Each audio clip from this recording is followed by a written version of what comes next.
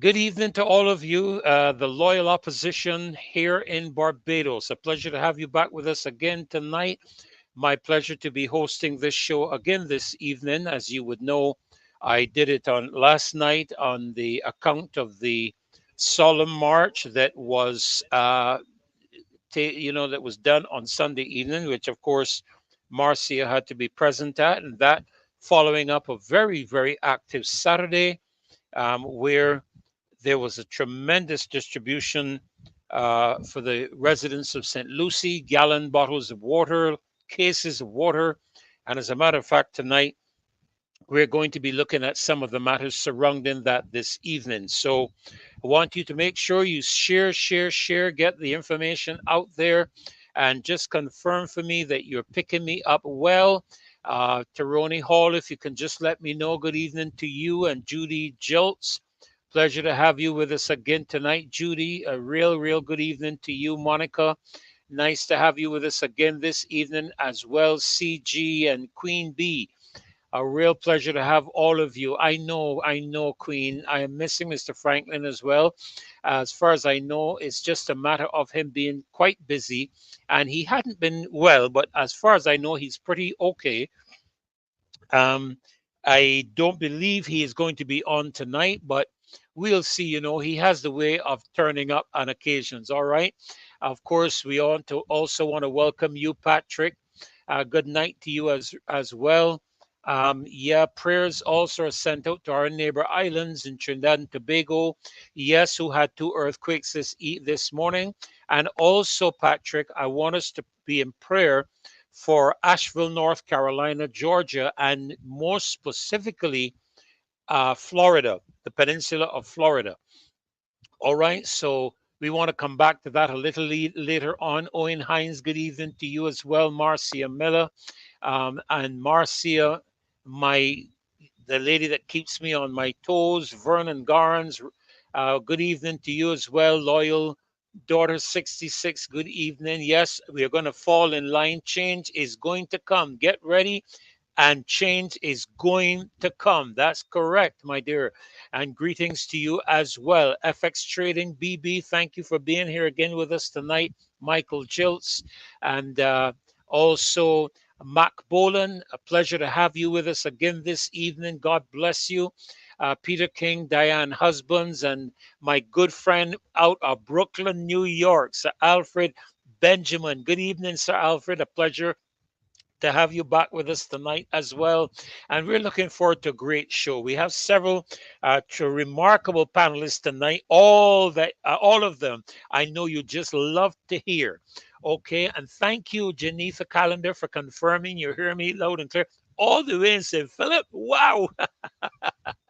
Oh my goodness. So nice to hear that. Dale Worrell, good night to you. Thank you so much for being with us tonight. Easy D, good evening as well to you. And we've gone over the 213 mark, so we're going to go straight to the national anthem. And I'm just going to give Dave a heads up. We're coming, Dave, at you in about 30 seconds. All right, in about 30 seconds, we're coming to you. And right after the national anthem, if it's all right with you guys, we want to say a quick prayer for the people in the peninsula of Florida. But I'll come back to that in just a moment. All right. So, Dave, let us welcome the loyal opposition on the Marcy Week show this evening with the playing of the national anthem.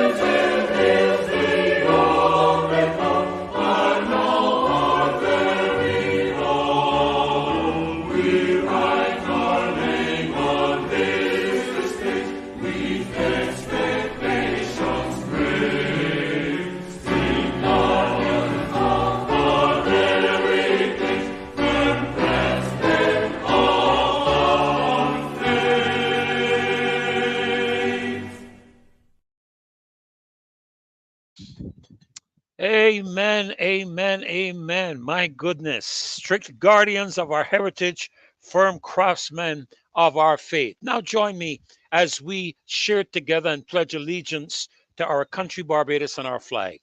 I pledge allegiance to my country, Barbados, and to my flag, to uphold and defend their honor, and by my living, to do credit to my nation wherever I go. Thank you so very much for joining us tonight and in our national anthem, in the national pledge.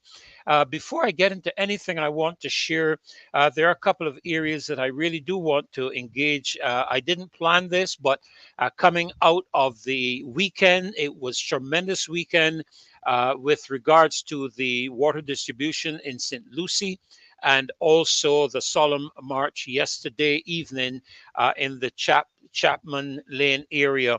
And we want to touch on these things tonight.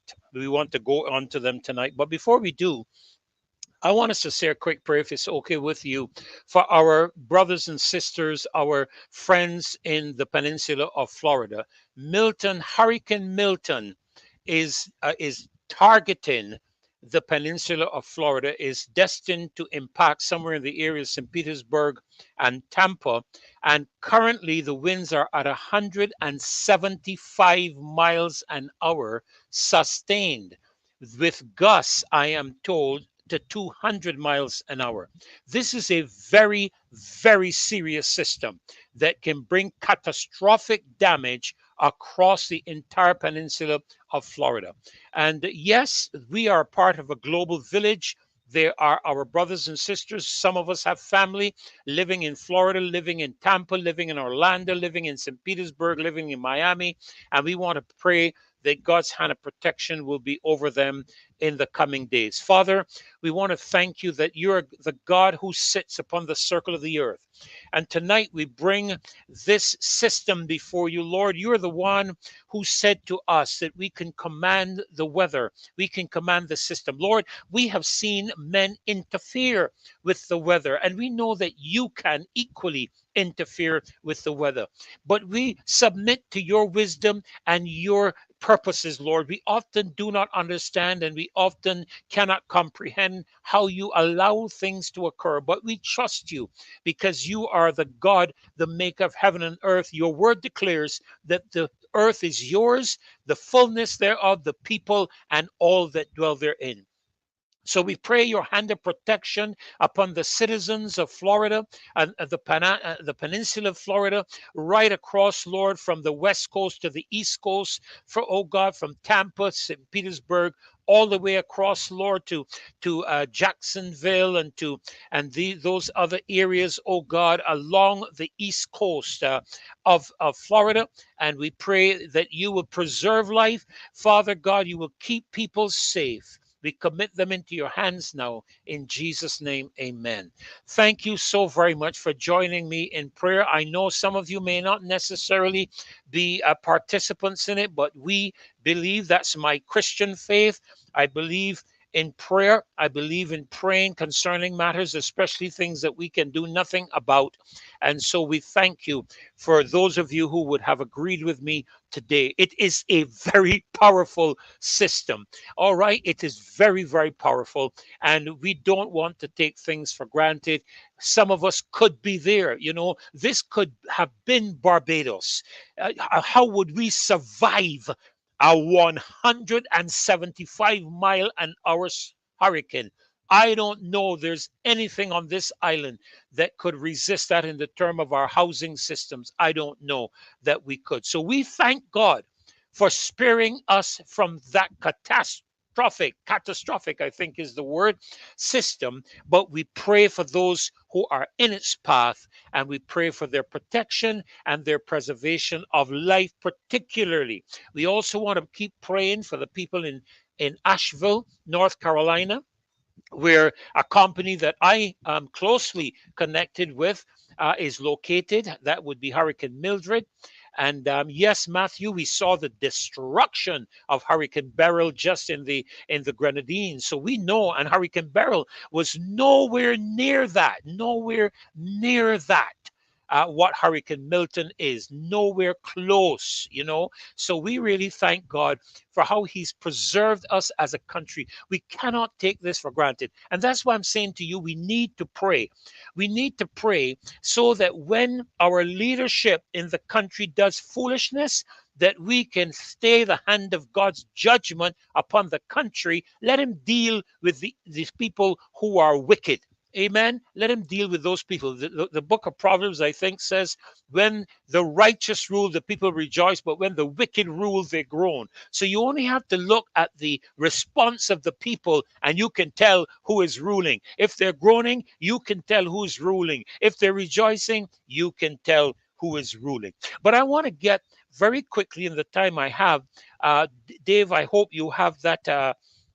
I hope you have that video. I'm going to ask you to put that first video up with the requests, with the petition, I believe it is, for the clear water. That clear water video. I'm going to ask if you could run that for me, please, Dave, and that we can share with the people. This is going to be a motorcade, I believe, that's going to be happening very, very shortly in this month in St. Philip on the, I'm just looking to make sure, on Sunday, October the 27th at 3 o'clock in the evening. And this petition that you, if you, I believe, Dave, that I don't know how we could communicate this to the folk that are here in the session tonight, but this is a petition that is asking us to sign. We have up to 422 signatures already to demand compensation and solutions for the discolored water in St. Lucie. Just over the weekend, there was a tremendous distribution, and there it is. You should be able to see it right up next to me on the screen. Starting at St. Lucie's Parish Church, Car Park, on the 27th of October. That is Sunday, the 27th at 3 o'clock. And we want to gather there for a motorcade. And I believe in that motorcade, they will also be doing some water distribution. But many of us, and the information, this is a petition that has been started by Alvin Toppin, and he's a relative of one of the many affected residents in St. Lucie Parish, and therefore he feels compelled to act on their behalf to raise the critical matter.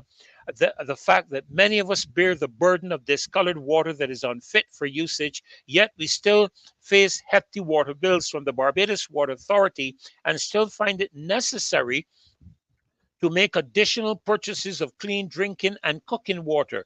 The added financial strain faced by households in these trying times is unduly harsh. Remember what I said about when the wicked rule.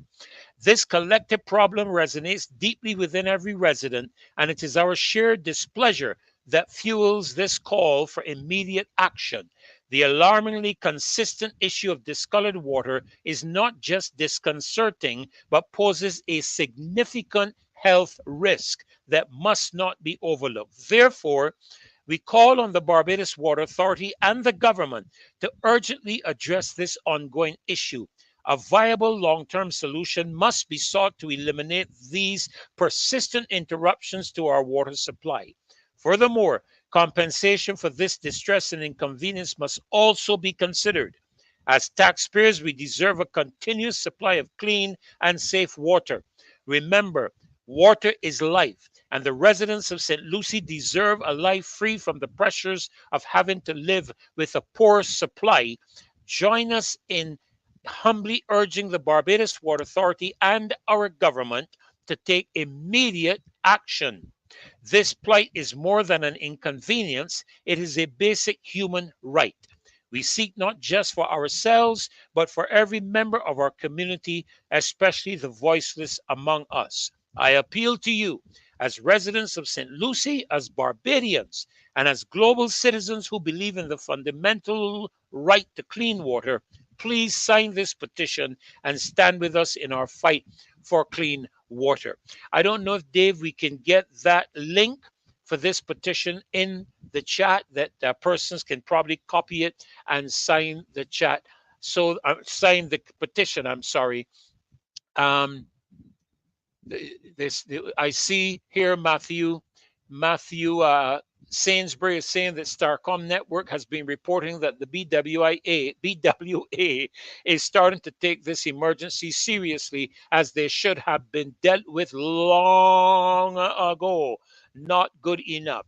Matthew, I agree. And if I have the time, I'm going to come back to this matter of how incompetent our administration has been in not addressing matters that should have been addressed a long time ago. Then, if you could, Dave, before I get into anything I have to say, play that video, please. I hope it has sound with it, of the leader of the opposition, the Honorable Ralph Thorne, speaking concerning this situation in St. Lucie. It should garnish our attention, and I am going to just push myself out of the way. And yes, thank you very much. Go right ahead, Dave. To the people of St. Lucie, that when you sign up with the Barbados Water Authority to receive a water service, that service is based on a contract. And if the Barbados Water Authority is distributing water that is of a poor quality, the law considers that they have fundamentally breached the contract. And if you fundamentally breach a contract, the consumer is entitled not to pay. And I think it is time for us to petition the Barbados Water Authority to acknowledge their fundamental breach of their contract with the residents of St. Lucie, and not to send them any bills in future until this problem is corrected. That is how we will be petitioning the Barbados Water Authority, that the people of St. Lucie should no longer receive bills until this matter is fixed. What they're getting is not the quality of water that accords with the contract between them and Barbados Water Authority. So we will be petitioning them in writing. So the petition that we have online, but that I started online, is called Compensation and Solutions for the residents of St. Lucie for discolored water. So you go to change.org and you can look for the petition and you sign it. We're heading towards 500 signatures. We're about just under 250 in less than a day and a half. So once we hit 500, then we go for 1,000. And we're going to take this petition to the powers that be, like Mr. Thorne said. It is a contractual agreement. And if you do not get the service that they're contracted to provide, you have all rights to call for compensation. We don't have any water, and people even putting it on social media. We have whiskey sour. They get a whiskey sour. St. Lucie whiskey sour. Colored water, right? So how you feel? This will make a drink. Yeah, I'm very thankful because they drink a lot of water. So you can't drink the water. So if you didn't get this, what you do? Well, we will have to wait until the tanker comes around. That comes often? Well, not too regular, no. It comes, but not too regular. Sometimes when it comes, I'm at work. So I ain't going to get any water. Or you have to go to the neighborhood tank. The neighborhood tank, they have tanks for that. Okay. Where's the tank here? Yeah, I ain't seen none of it, but there's some that further out in Travis.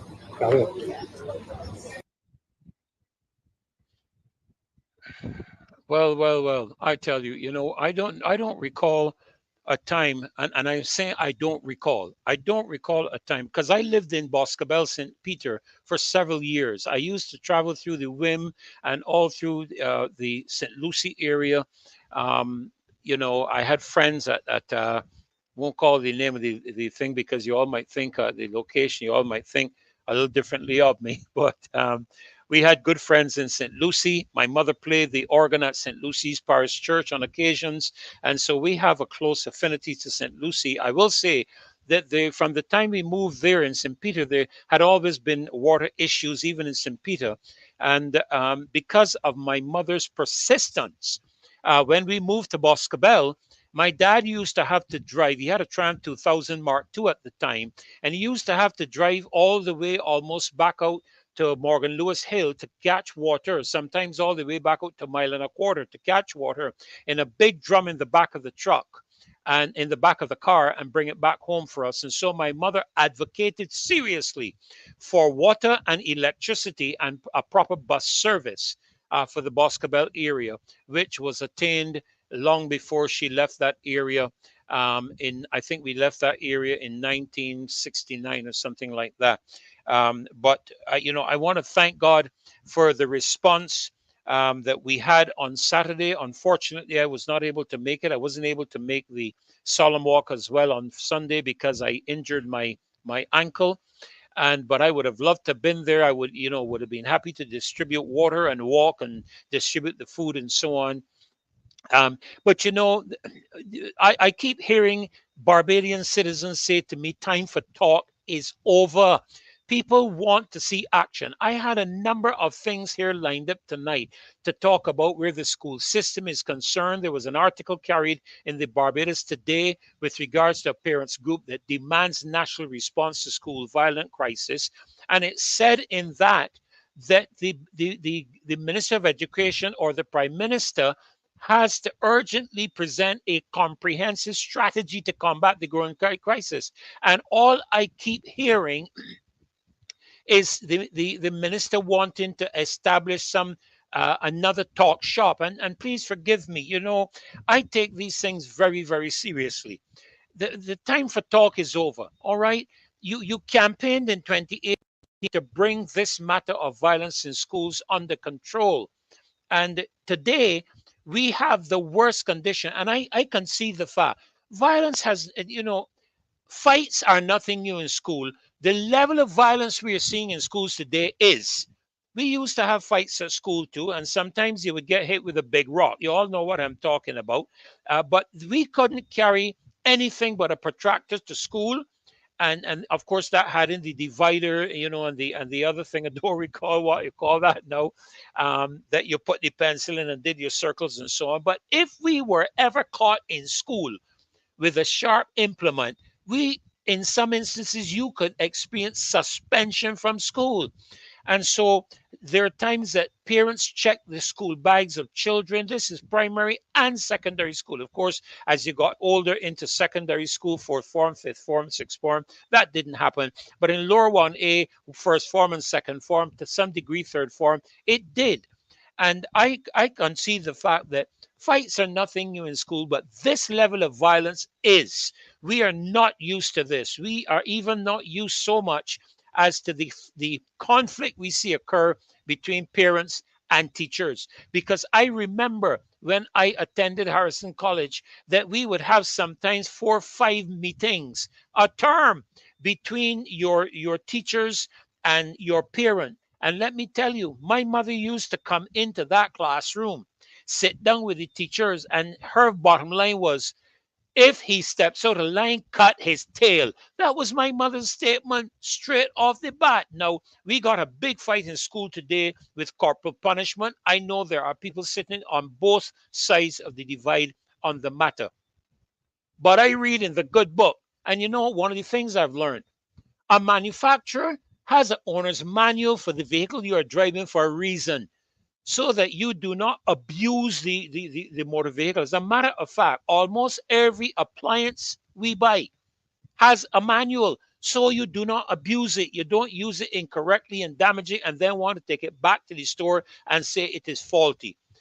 There is a manual for humanity. It is called the Bible.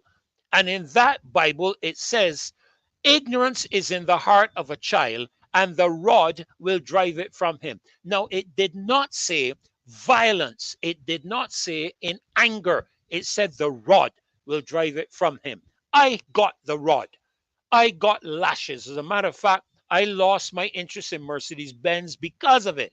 Because my mother had a strap that she called the Mercedes-Benz that I got some good blows from.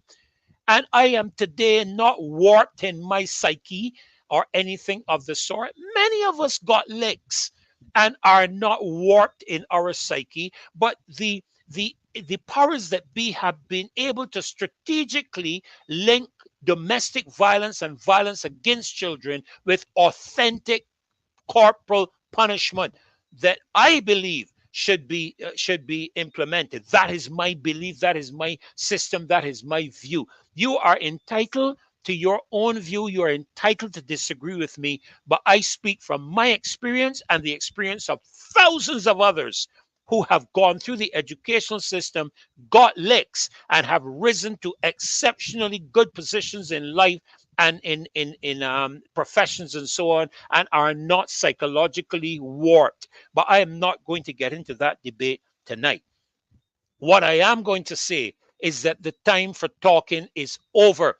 And if the government had in a 2018, 2018 what you call the thing again, it might slip me from my mind, the campaign promise, if they had it in there that they were going to rein in the matter to do with children's violence, we should be talking about that in 2024. We should be in, as a matter of fact, strategies should have already been implemented to address the matter. There are people who are suggesting things such as metal detectors, which have their place, but again, there are those who talk about how the child can throw the thing over the fence at the school or push it onto the fence and then come through and then go and collect it. That is also true. So you know what that has its place, you know, but there are other things that can be engaged. Now, there's one thing I do agree with. One thing I agree with is that there needs to be more dialogue and there needs to be more conversation with the children. Many children come from what we refer to as dysfunctional families. And I remember a presentation by, I believe it was Parados, that shared with us how a young man was forced by his stepfather to peep through a cardboard hole to watch his cousins and other members of his family having sex as a primary school student. To be honest with you, he needs licks. He needs a flogging. And there are times I feel that we should retain, call back the cat o' nine tail for some people who put young children, little children, through those kind of things. All right, so I will tell you for a fact that, and that, as I said, you know, some of you will agree with me, some of you won't agree, and that's entirely, you know, that's the thing with our culture today. The problem in our culture today that we are adopting from the United States of America, and we need to stop this foolishness. We are adopting the attitude that when people don't agree, they cancel those who they do not agree with. Look, you are entitled to your own opinion. That is a freedom of expression. That is a right you possess. You can agree with me, you cannot agree with me, but you deserve the right. You deserve the right to express yourself, and we can have a discussion and the pros and the cons and then come up with a solution. But now is not the time for the Minister of Education or the government, Prime Minister, I don't care who you call, to be having a discussion or dialogue. You should have been doing that ever since, and we should have had strategies in place today. But I do believe that one of the correct things that we do need to do is to have more conversations with the children. The wards in our trust that are entrusted to us are the ones who are being affected. And we need to be able to hear what life is like from their perspective so that we can, rather than how the government currently functions, coming up with policy without discussion with anybody.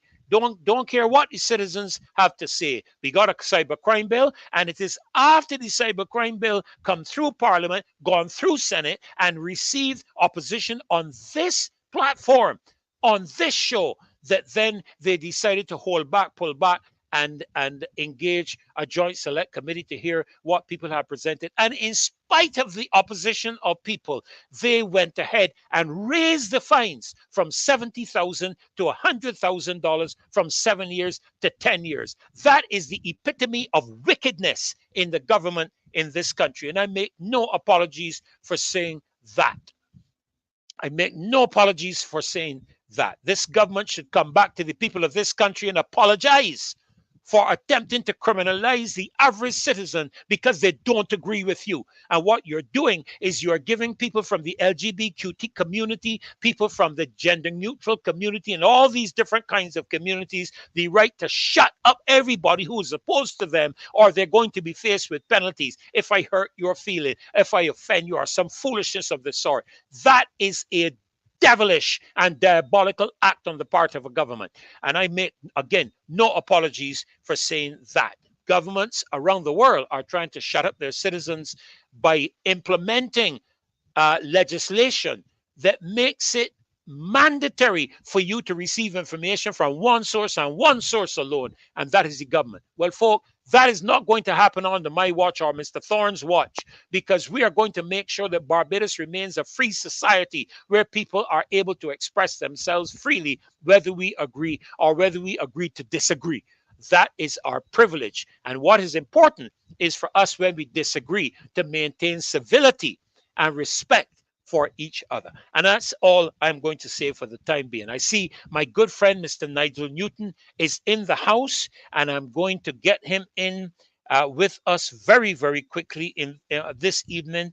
Mr. Newton is going to be addressing this evening the subject of reflections and implications of the solemn walk. And so I welcome you, Nigel, to our show again tonight. We have been exchanging some notes, and I thank you for the videos that you've sent to me. I keep learning.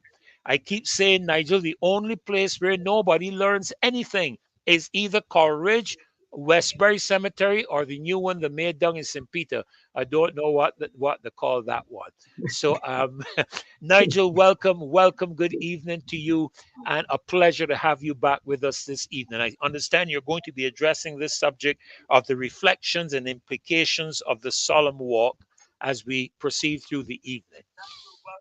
Well, thank you sincerely, Dr. Nichols, and good night to all members of the loyal opposition.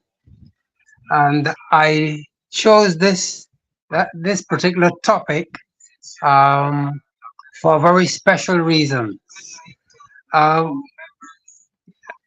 While preparing to go on the solemn walk yesterday, Nigel, sorry to interrupt you. I'm hearing a little feedback coming. I don't know if you have a speaker on somewhere. If you do, you might have to turn it down. Yes, I did. Okay, great. That's beautiful. You're sounding great. Sorry to interrupt you. Please proceed.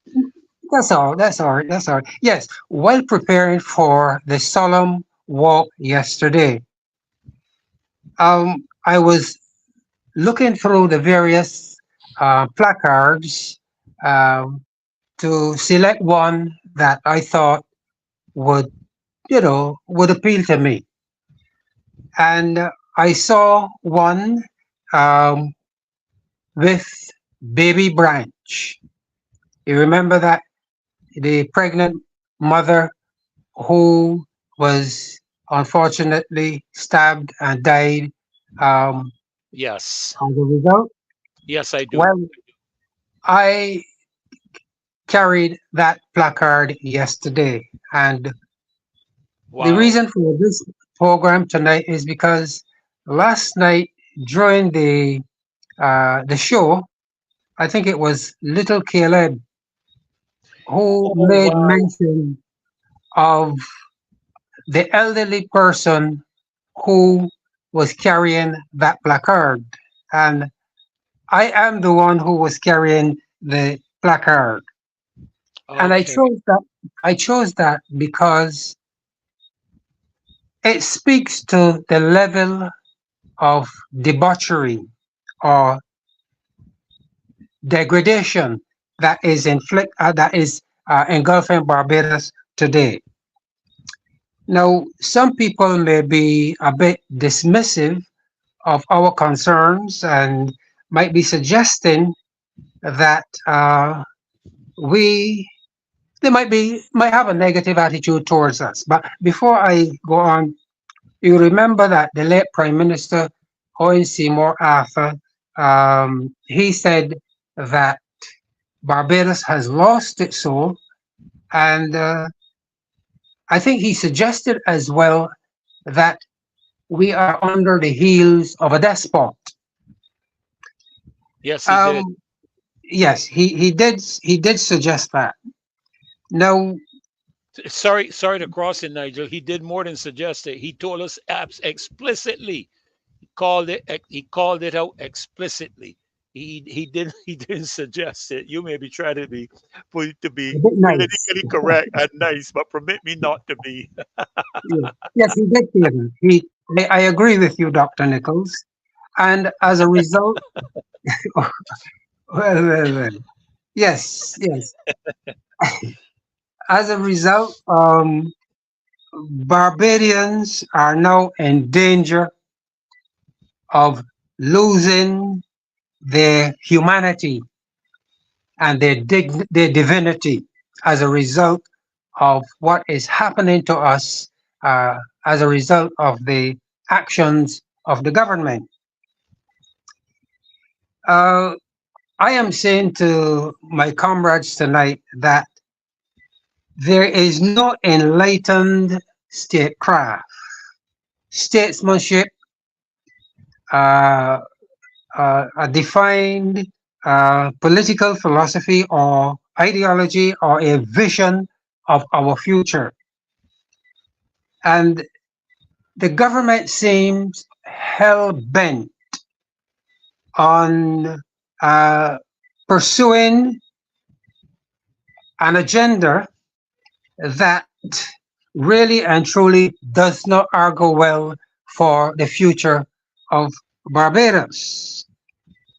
Now, and I am focusing mainly though on the concerns that Caleb would have expressed on the show last night, and what that has what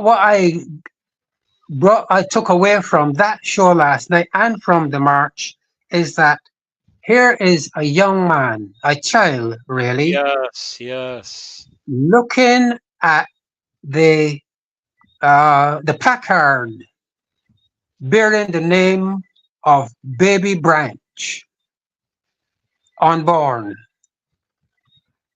It suggests to me his speech, his comments last night uh, said to me that he is thinking, he is analyzing what is happening to Barbados and what is happening to us.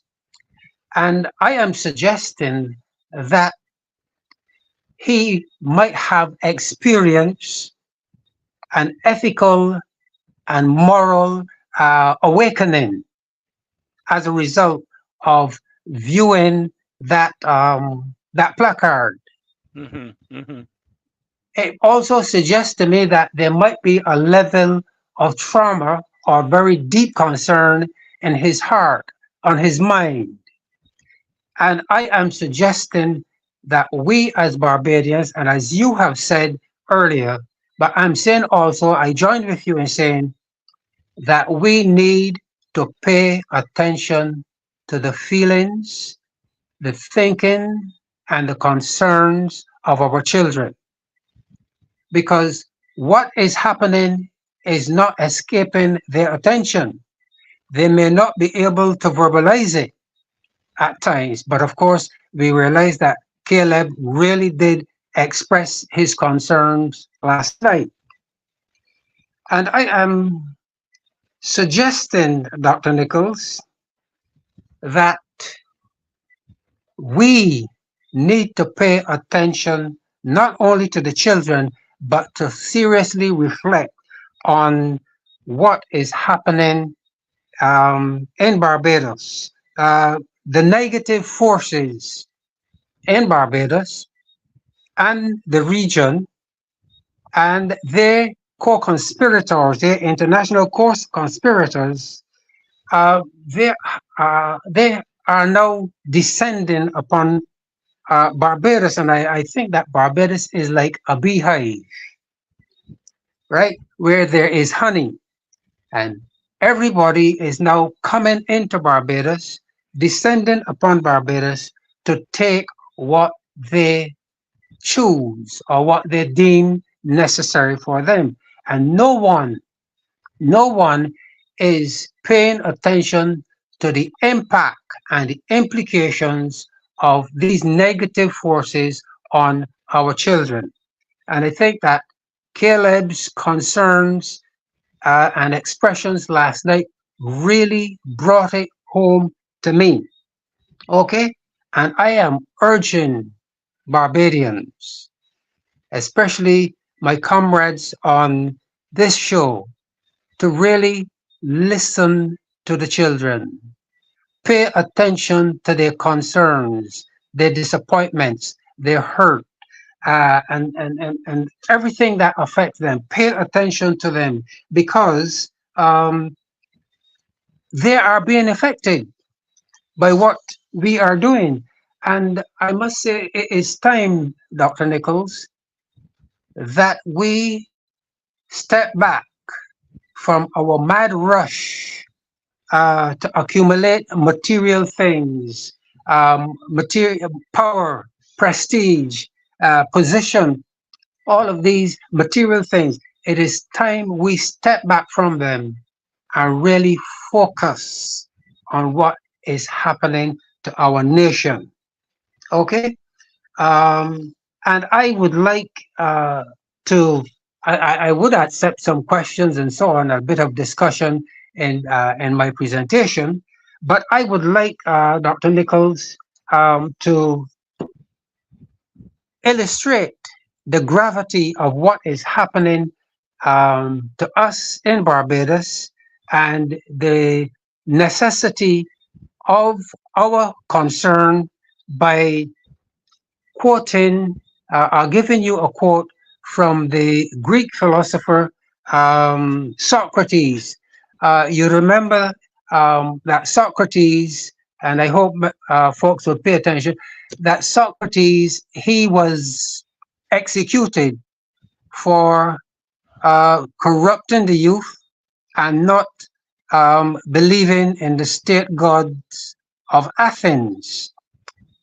And in his defense before the Greek court, which was, it was at the time the 30 tyrants. There were 30 members in the Greek government at that time, and they were labeled the 30 tyrants.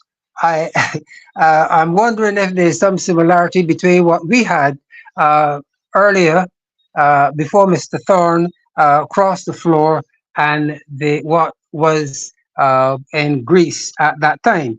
But in his defense, or while defending himself, Socrates made a statement to um, to the 30 tyrants. Let me see if I am not saying it clearly here.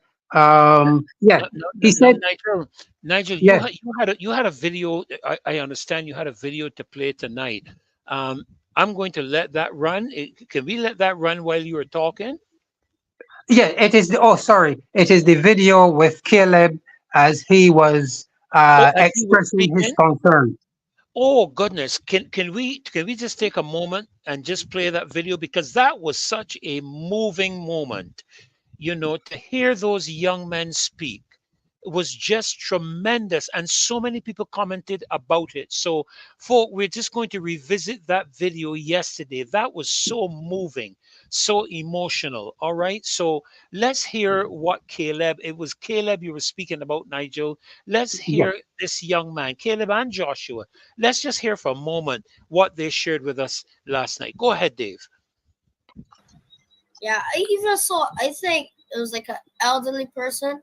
He was holding up a baby.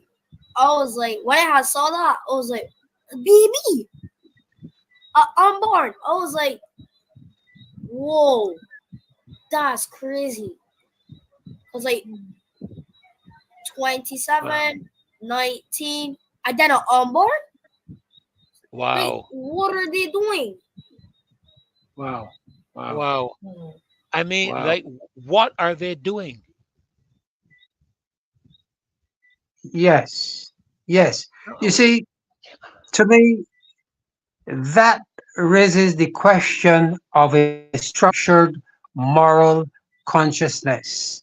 To me, um, the expression of Caleb is saying to me that he is thinking, he is analyzing, and his ethical and moral sensibilities are awakened, and he cannot know, in analyzing, he cannot really fathom, understand what could have gone wrong, Hmm. that someone would stab a expectant mother and kill both her and her baby. I think Caleb is analyzing, he is thinking, and we need to pay attention to what is happening around the children and to the children. We need to listen to them because uh, Caleb really, what he said struck me so deep that I felt it necessary to Hmm. discuss it on the show tonight. And I think that the government need to be called to account for its negligence in dealing with the question of violence in the schools and in the wider community. You know, at this, our parliamentarians seem to be only interested in power and position and money and all kind of nonsensical things, and not the most important thing in this country. That is our future and the future of our children. So let me share. Let me put it in the words of Socrates for you, so that we can sense the gravity of the situation. In his defense, he said, and I'm reading it for you: Uh-huh. Men of Athens, I honor and love you, but I shall obey God rather than you. And while I have life and strength, I shall never cease from the practice of teaching philosophy, exhorting anyone whom I meet after my manner, and concerning and convincing him, saying, O my friend, why do you, who are a citizen of this mighty and wise city of Athens, care so much about laying up the greatest amount of money and honor and reputation, and so little about wisdom and truth and the greatest improvement of the soul, which you never regard or heed at all? And his piercing question to them was, are you not ashamed of this? Now, Socrates was addressing the crisis in Athens at the time. We have a massive crisis on our hands here in Barbados. Yes, sir, we do. A massive crisis on our hands. And our government, our parliamentarians, the only thing they are interested in is themselves, their 10 years in parliament, and a pension for life, while we suffer. And one of the things that also brought the seriousness of this situation to me, Dr. Nichols, is the bold-facedness of the Prime Minister in signing that agreement or that pact or whatever it is in New The York pact, the last pact of week, the future, the pact of the future. Yes, the with the pact of United the future. Nations. Yes, yes. Absolutely no consultation with the citizens of Barbados, but she thought it necessary to sell out Barbados to the globalists. And I have to say, Nigel, for those of you watching who don't know and probably have not heard of the pact of the future, This was an agreement that was shared in the UN. It was implemented through what they call, and I think Maxine explained it, the silent something. In other words, it did not require a vote in order for it to be passed. It was something. I was just looking for it very quickly to see if I could have found it, because I did make the note to it. And fundamentally, what it does, which the World Health Organization was trying to do several months before, Nigel, you would recall the World Health Organization was trying to position itself so that in the event of the next global emergency, they would be able to determine for every single sovereign country what you do, and they would take over the sovereignty. Well, my brothers and sisters of the loyal opposition, those of you listening to me and Nigel in the UK, in Philadelphia, in UK, in Brooklyn, wherever you are, the WHO circumvented the objections, went into the UN, and through their influence had this Pact of the Future implemented. And as a result of that, what this fundamentally means is that the operation of the UN has changed from being a body where it represents the nations of the world, where you can go, you can make your submissions, if you're being taken advantage of and so forth, you can go there and make your submissions, now to an entity that governs the countries of the world, particularly in the event of another global emergency. They will take over the sovereignty of a country. How do we know this, Nigel? We know this because the United States Congress is debating it. And the Republicans in the United States Congress have made it clear that America will not submit its sovereignty to the sovereignty of anybody else. Why in the world would our leadership do that for us in Barbados? Why could they not have stood up like the Prime Minister, our former Prime Minister and father of independence said? We will be what he said. We will be friends of all and And satellites of none. fascinating. You see, Dr. Nichols, as the late Prime Minister Owen Arthur said, we have lost our soul as a nation. Hmm. And we do not have the kind of leadership that we grew up with that made Barbados the gem of the Caribbean. Yes. We have a leader who I would suggest, and I put it mildly, who I am suggesting might be suffering from hubris or hubris syndrome. She, the, our leader is demagogic and interested only in herself, her party, her friends, and loved ones. And well, as Glenn would say, family, friends, and fornicators. If I may borrow that term. Oh, dear me. Oh, dear me, glide, glide, glide. Oh, my, oh, But my, oh, my. what what I am suggesting, Dr. Nichols, is that Barbados is in such a difficult situation that it is now time for us to think seriously about limiting the power of government. We are no longer in the colonial days. We are, bracket, a sovereign nation. We are a republic. How is it that as a republic and as a sovereign nation, we are still governed and controlled by the attitude and disposition of the colonialists? Because we are still governed by the house slaves.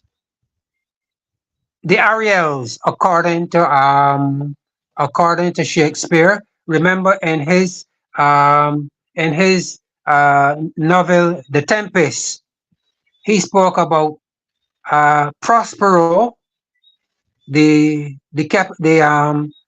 colonists and Caliban, who was always confronting and challenging Prospero.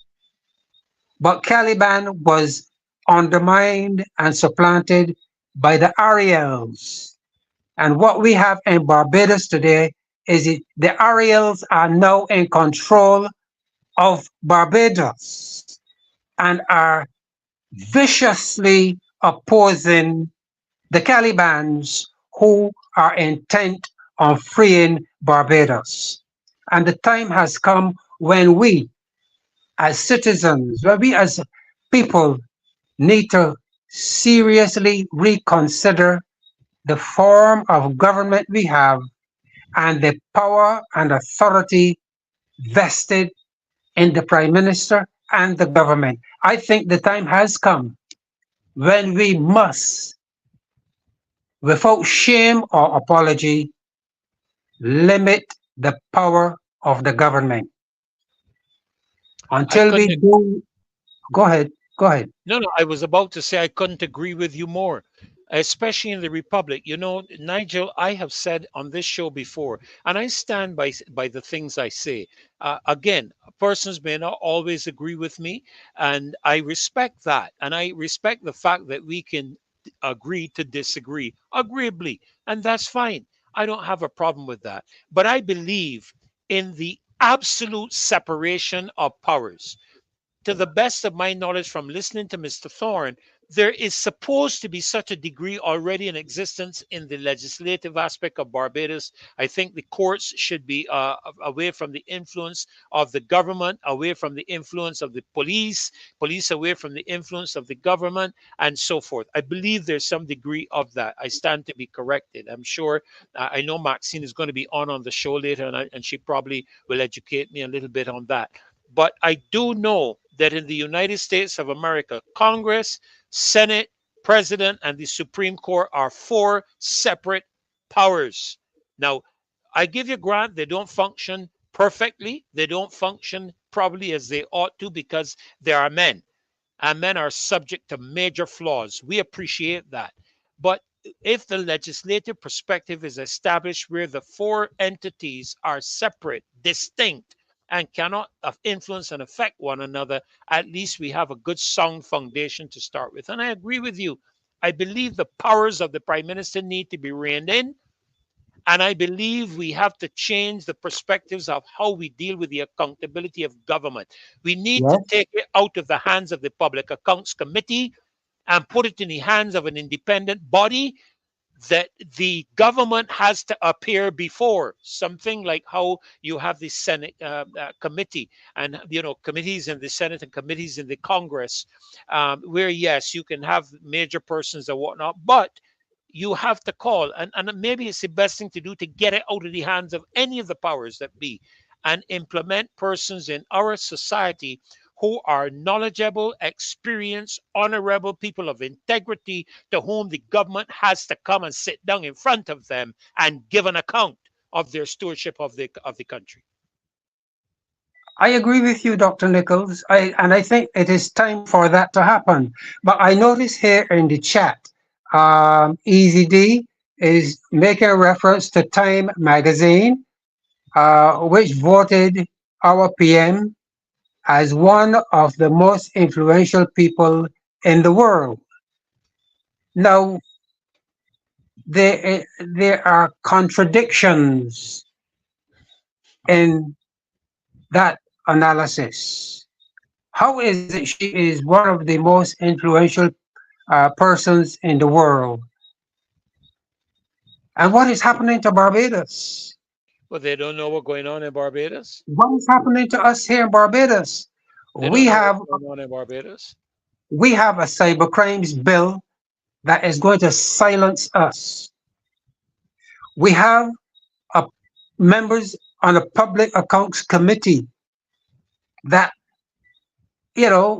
cat spraddle, and if I may use a Barbadian term, the public accounts committee preventing it from seriously investigating financial crimes and fraud in Barbados. But yet still, she is one of the most influential persons in the world. Now, shouldn't there be a balance between your local performance, how you govern your country, and your aspirations uh, for global leadership? But Nigel, I would go as far as saying that Putin is one of the most influential people in the world too, and so is President Xi.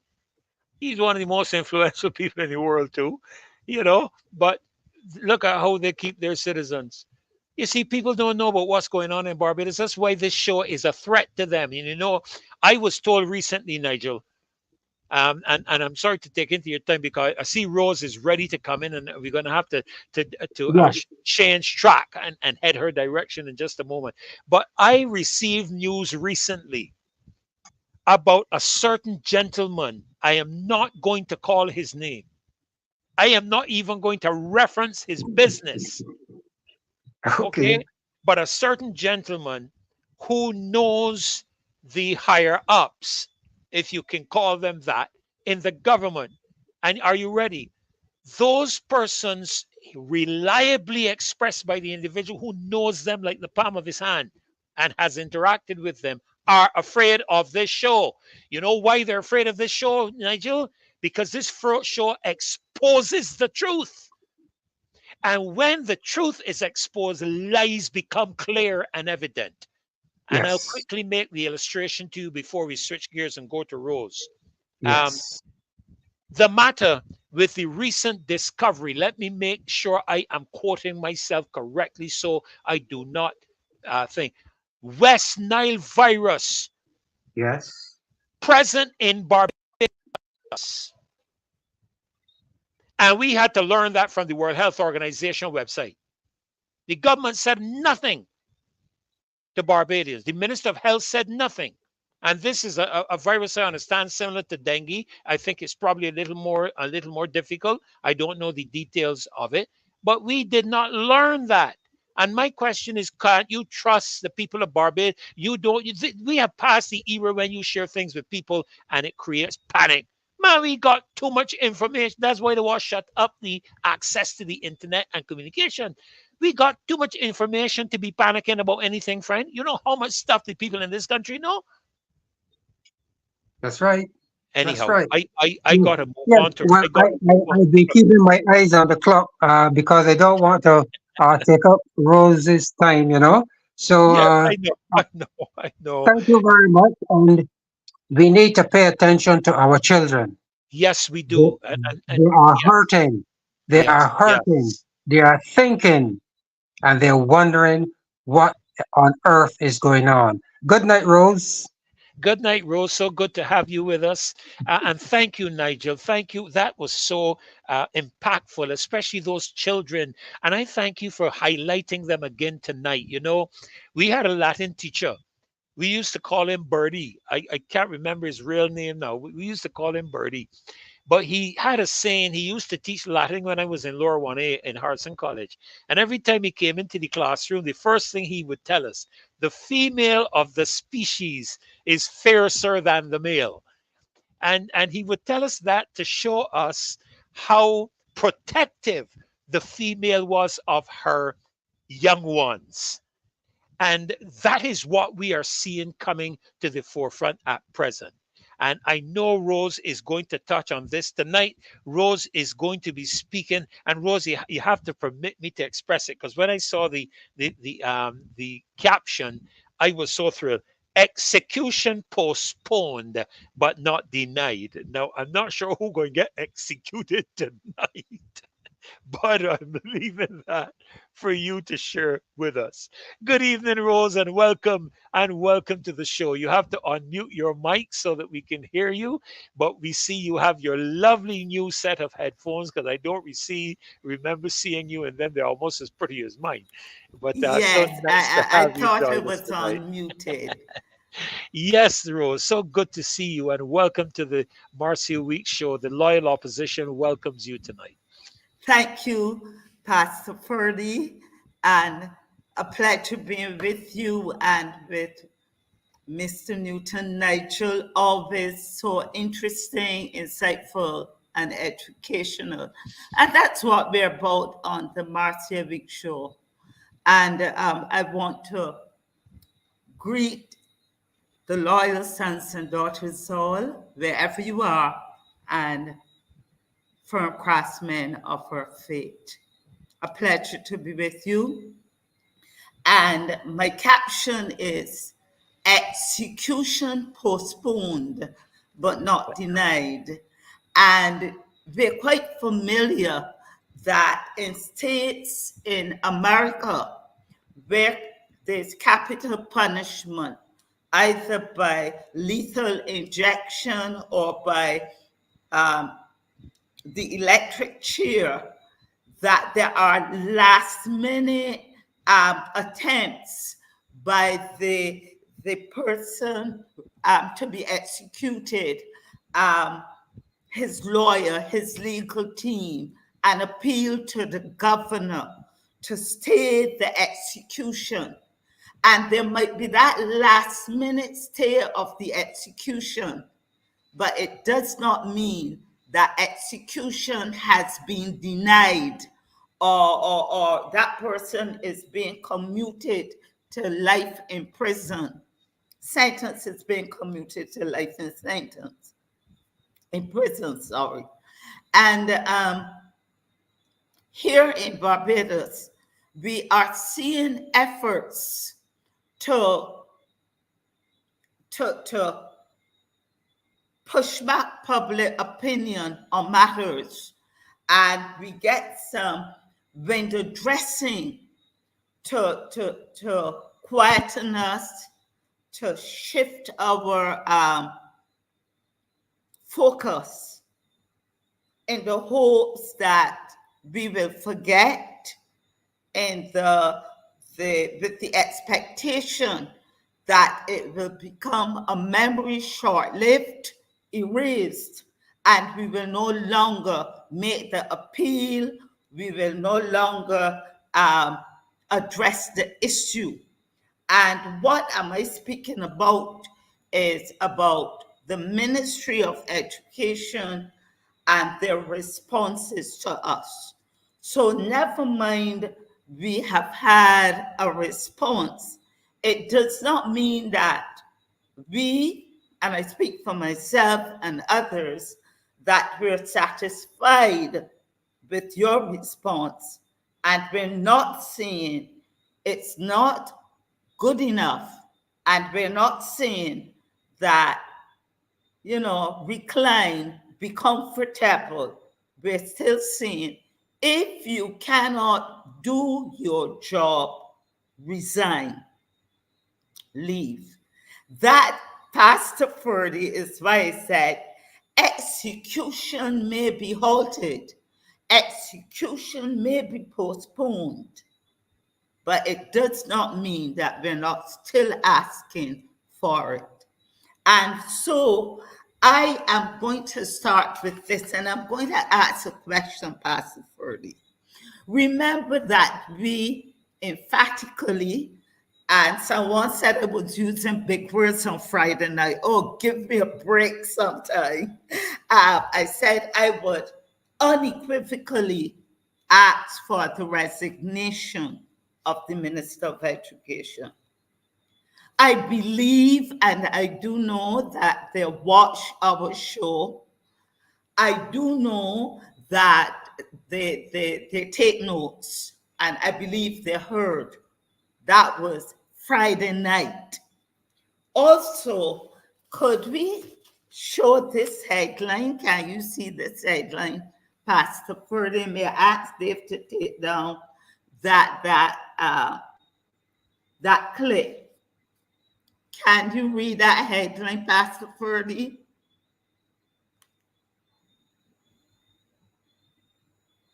You're muted. Thank you. About time principle actor steps forward. Is that the Nation you're reading from? The Nation, and none other than Cuckoo and Flying Fish. Oh, goody. And indeed, this came out on Saturday, and we had that, I'll tell you what I call it. we had that address on the Saturday morning, coming on the heels of our call for the Minister of Education to say, look, this is over my head. I'm on my way out. I'm handing it over. And then in the nation, we saw this. So I am going to ask Dave now. And in this article, they were alluding to the things that are happening in education. They weren't hearing a word from the minister, and that she was missing in action, and that it seemed as though she was putting others to the front and giving the impression that she was working behind the scenes. So let's look at what transpired on Saturday, close on the heels, I keep reiterating, close on the heels of the Marcy show and following this article. Show us, Dave, please. Show us, Dave, please. That. Just look at that. No playing of any of the text, but just look at that. That was what occurred on Saturday. And if you look into my top left-hand corner, you will see the Ministry of Education, Technology, and Vocational Training address to the nation. Address to the nation. Who brings address to the nation typically? Presidents, prime ministers, presidents, prime ministers, and the Queen, the royal family, the head of the state, the Governor General, who reads a script given by the government, the Governor General, the President. But here now, and I went back to see who in Barbados gives address to the nation, and I realized that I have lost count on how many address to the nation the Prime Minister has made. So here now, the Minister of Education, in light of all that is happening, has given an address to the nation. Oh, how we are, I don't know, ascending, where we're moving. Is this the trend? Address to the nation.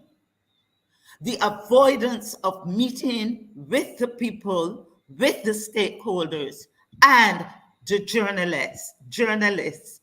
Where was the media? I don't know if the media was there, but we had the address to the nation. Now let us look at the slides, Dave, and I will go through them, and this would be the bulk of my presentation. So could I see the slide? Dave? Oh, he's coming, trust me. Thank you. And I call it the canned Ministry of Education, etc. address to the nation. Why canned? Canned means prepared or recorded in advance, especially prepared in a standardized form for non-specific use or wide distribution. We have canned laughter, canned music. I have gone to theaters overseas in England. I was a theater fan, going to live performances. And you would see someone put a sign saying, clap, laugh. That means it was canned. And even if you didn't get the joke, it was canned. So you respond because it was being videotaped. That address lacked, they say canned, it's anything that lacks originality or individuality as if mass produced. That address to the nation, how noble, lacked those qualities. Let's look at the next slide. The address to the nation occurred to speak to what is happening in our schools on violence. And in the address to the nation, the Minister of Education, Madam Kim McConney, the Minister, Honorable MP Kim McConney, I give respect where it's due, spoke to what is happening in our schools represents less than 1%. About 300 students from a school population which is below 40,000, about 37,000 plus. So she's building a case. Yes, I agree with her. It is too much for our little rock, our 166 square miles. But I look at the psychological effect that would have on our psyche and say that I thought it was a higher percentage, and it's less than 1%. And so what it was about is only 1%. But when you equate that, it's 300 students, yes, out of just under 40,000, but that's too much. And I thought that approach could easily cause us to become desensitized, shrug it away, and say it ain't as bad as we thought it was, because the minister says her statistics show that it is less than 1%. That's nothing to boast about. It is 1% too much, she admits, and I reiterate that. What is the period? My question asks, what is the period for that 300? What time frame? When did it occur? Was it recent? How long? The statistics should be broken down, I think, into gender, age, and types of. That was just given, 300, less than 1%, about 300. We deserve more. Well, you say you're going to dialogue with stakeholders, do that. Yes, Pastor Ferd. Yeah, boy, I tell you, time is flying by so fast. They say time flies rose when you're having fun, but we're having so much fun in presenting the truth. But very quickly, because we have KEMAR coming on right on this heels right now, so I'm going to have to dig into a little bit of your time. Please, I apologize for that, but let me quickly add to what you're saying. It was a disingenuous manner in which she expressed it. I didn't have the problem with the 1% or the 300 students per se, although that's 300 students too many. But it was the disingenuine matter, like, well, it's only 1%. What are you all making a fuss about? Till is your child. And then the other aspect is, out of 40,000 children, you do not know the psychological condition of those 40,000 children and who is going to act out at any point in time. So your perspective of 300 students is not an accurate assessment when it comes to engaging the whole aspect of what potentially could be a violent act in your school. And that was just the perspective I shared. I'm so sorry. I'm just looking for KEMAR here. So when he comes in, I'll switch to you I'll switch to him very quickly until I see him coming. I'm just going to give you the leeway to go ahead. Yes, I'd like to go through quickly those slides. The next slide, please. Now, we talked about UNESCO last time. UNESCO says that almost 1 in 3 has been physically attacked at least once in a year. And I showed last time that in a class of 24, 8 students may or could experience school-based violence once a year. In a class of 30, we could have 10. So if you have 4 first forms, you could have between 32 to 40 children in a year exposed to. You might not experience it, but be exposed to. Remember what Caleb or Joshua said, that they would have seen. So you might not experience, but you might be exposed to it, which could have a psychosocial, emotional impact on you. Next Correct. slide, please. Correct. Thank you. Now, in that canned address to the nation, these were the measures disclosed. There are 5 psychologists she boasts about. They moved from 2 to 9 social workers in primary school, bearing in mind that there are 70 public primary schools. And I did my research, and there are now 9 social workers in primary schools. Look at the reach of those social workers. Look at what happened at St. Catherine's School here the other day. Yes. She noted that there are 25 trained mental advocates in primary school. What do they do? She also said that there's 60 support personnel, social workers, counselors, school attendance officers trained in mental health literacy. What does that comprise?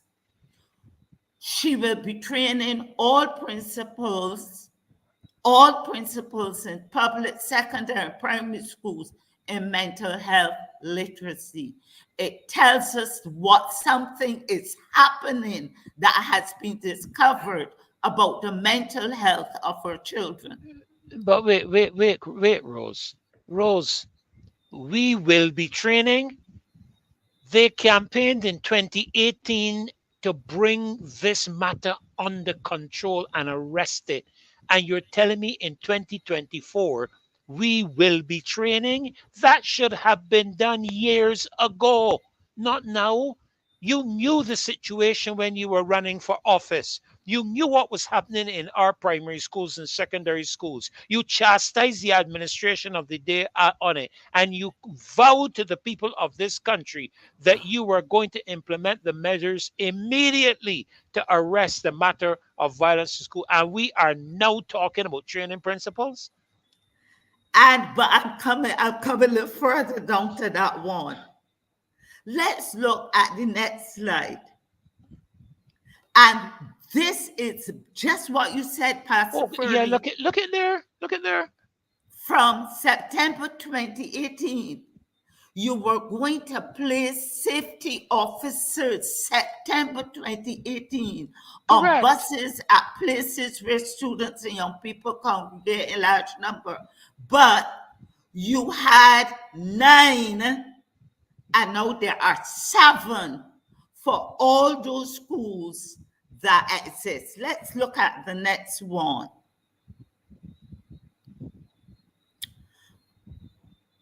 Why were these safety officers, school safety officers, identified? I don't know. You got to help me with this, Pastor, because you know more about creation than I do from the Bible. Does 2019 come before 2018? Or 2018 before 2019? I don't know. I listened to the minister's speech or address to the nation several times. I read the transcript, and I noted that the minister says this. Remember, the manifesto came out from May 2018. And in that manifesto, they said that from September 2018, they would have these safety school officers placed. Now come back to the next slide and hear what the minister says. She said, arising from a stakeholders meeting in 2019, the initiative to have safety officers came about to be assigned to secondary schools where needed most because of the levels of challenges they faced with violent behavior. Why in 2024 we only have 7? They started out with 9, now they're 7. And remember, 7 safety officers to 21 public secondary schools. Let's start with the public secondary schools. And 70 public primary schools. Who are they playing with? What mind games are going on? But the press was not there. There was no one. They chased the leader of the opposition. They pursue him. When they come to press conferences, some of them could be disrespectful, but this was canned and presented to us as an address to the nation, so no one could ask the pertinent questions. Next slide, please. Now let's look at school safety officers. They are in countries, European countries, in the States, in Canada. They exist. It's nothing new. And there are police officers that are trained who work inside school buildings. They have various responsibilities. They're responsible for our issues in schools that involve what? Fights, drugs, and gangs, etc. If necessary, school safety officers arrest students. They are also in place to protect schools from outside intruders. They are the first responders to any emergencies that occur inside schools and act as liaisons between the police department and schools. They also provide education about drugs, alcohol, and safety issues to students. From where were those 9 school safety officers drawn, and what kind of training did they receive, and what legislation was put in place to enable them to arrest, to act in the capacity here that we see in this description for school safety officers. These are questions that we need to ask and required get to be answers answered. for. Correct. We need to have them answered. May I continue? Well, actually, we are tight on time. We just have a few seconds left. All right. So I'm going to ask you to just hold. The minister may just hurry then. The minister yes, said very, in very terms quickly. of school security that an audit has been done and presented to the ministry, and in that audit they found that just over half of the primary schools have appropriate security in terms of technology, cameras, and personnel. Just half. And we don't know which schools have and don't have.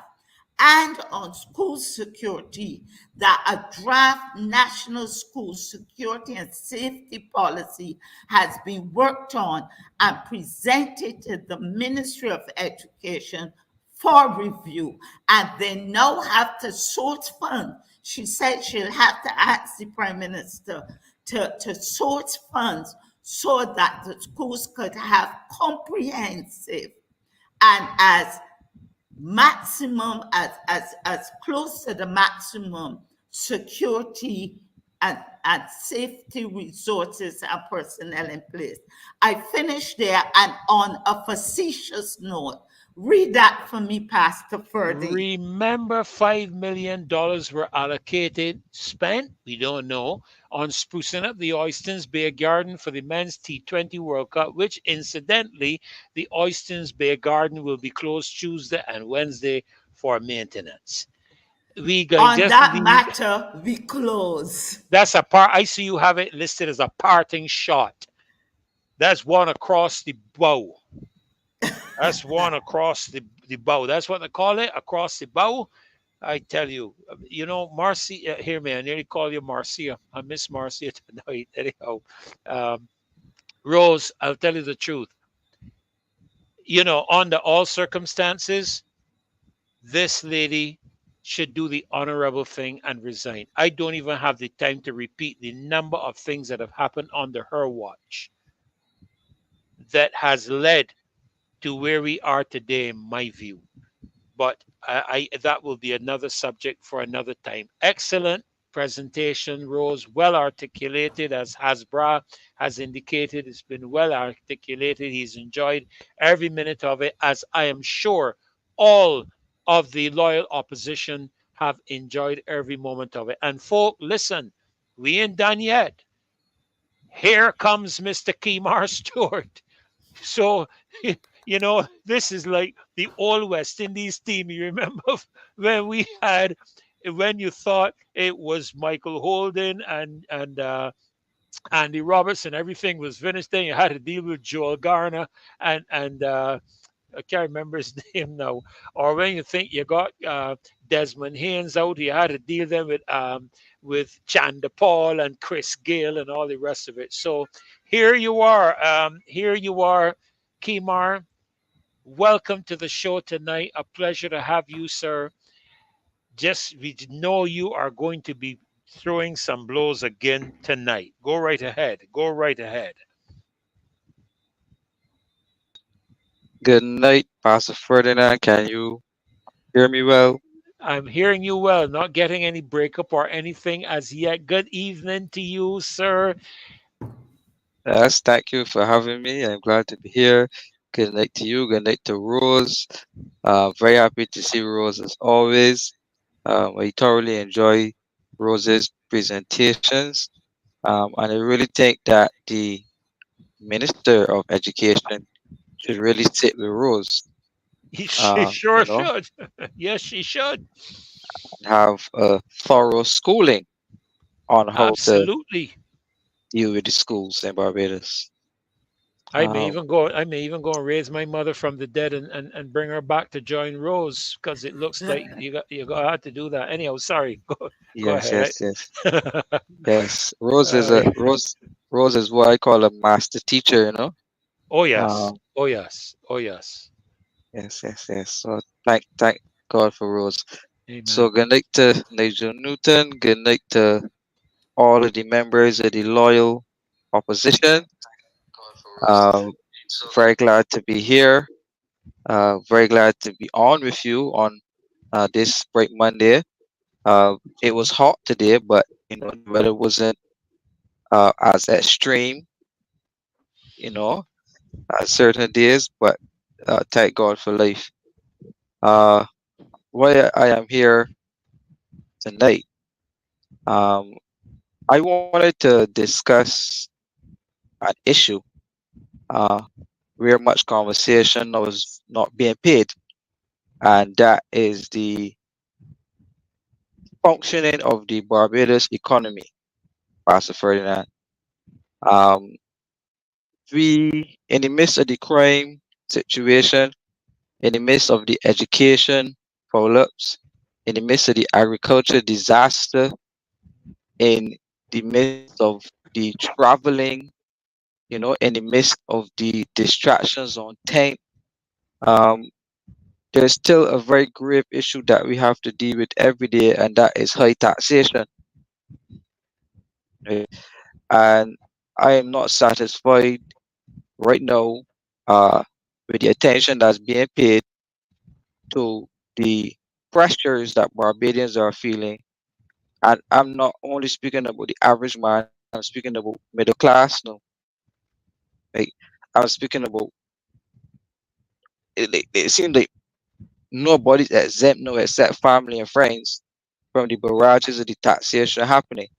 No, in 2018, Pastor Ferdinand, um, we had the program, right?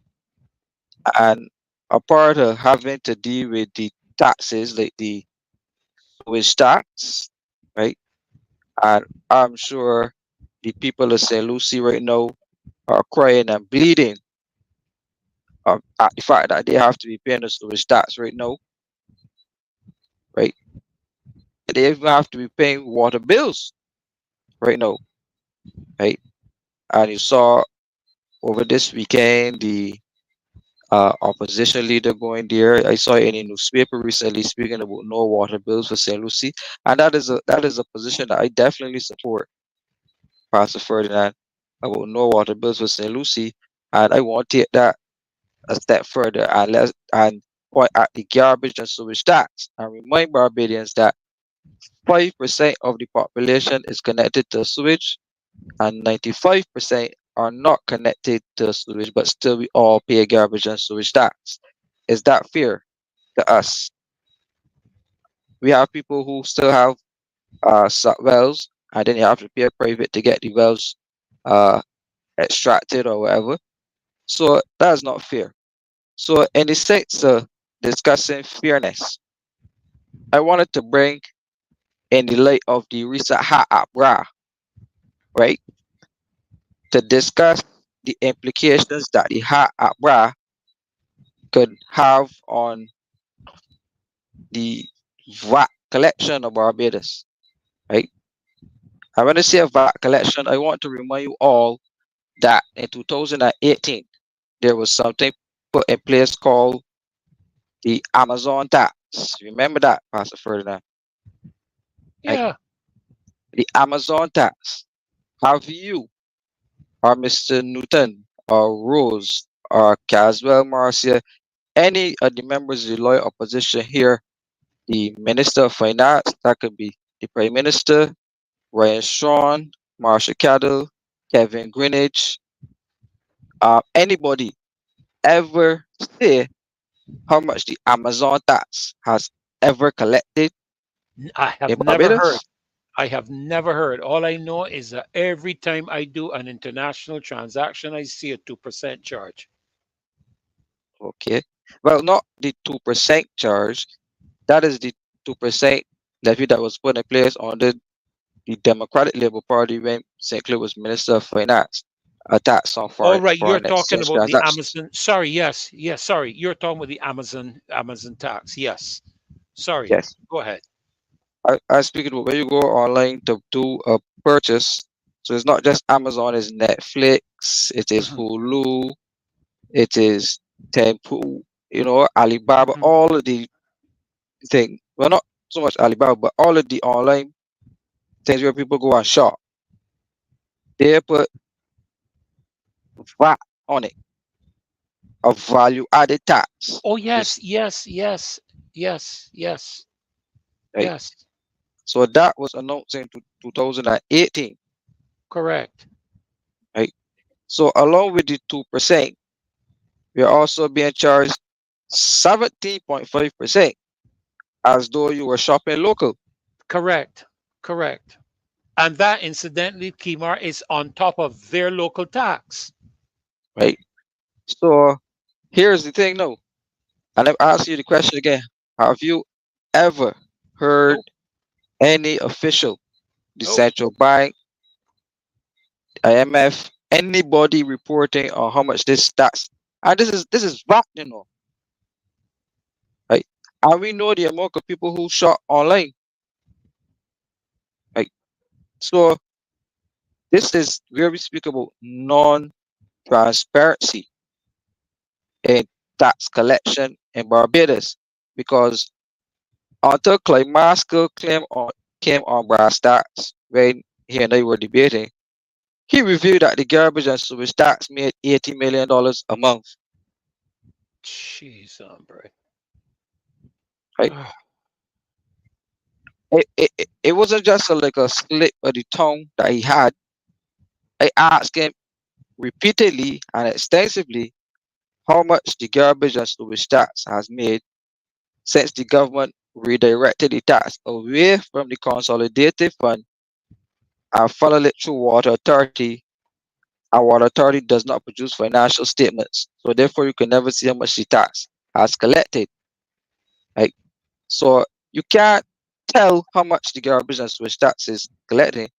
So I asked my school repeatedly how much the garbage and sewage tax has made, and he started out 78 million, 79 million, 80 million, 81 million, 82 million, and this is per month.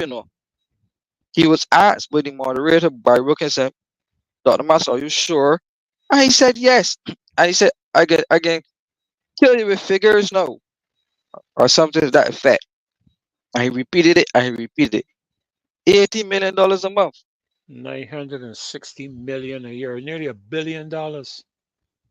Right? So this Amazon tax now, right, which is being collected through BRA, and I'm going to explain how BRA and the hat at BRA could potentially be disastrous for us. Right? No, this Amazon tax, Pastor Ferdinand, when the government rolled it out or attempted to roll it out, they had to push it back like 2 or 3 times, right? Because they're proposing that Amazon, right, become a tax collection agency for taxpayer dollars. And the Amazon should then register for a TAMIS number at BRA to be paying VAT from Amazon into BRA, right? So I have an article that I sent to Dave that I wanted to put up where the person who is the revenue commissioner at BRA right now, right, when she was a tax partner at KPMG, she was questioning the structures of how this VAT will be collected from Amazon, who's not based in Barbados, right?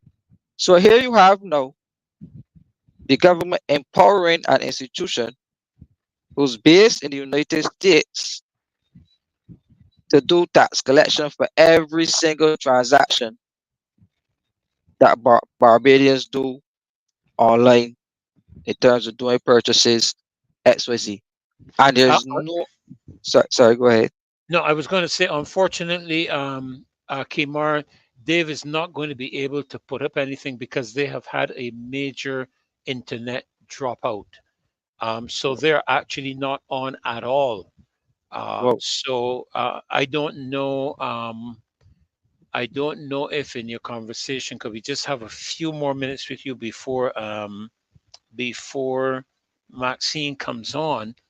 I don't know if we'll have enough time for you to send it to me to let me see if I can put it up for you, or do you have it that you can put it up? Because I can yeah, bring you in. If you have I it that can you can put it up, I can pull you in. I could send it to you quickly if you don't mind. Just give me one Yeah. second.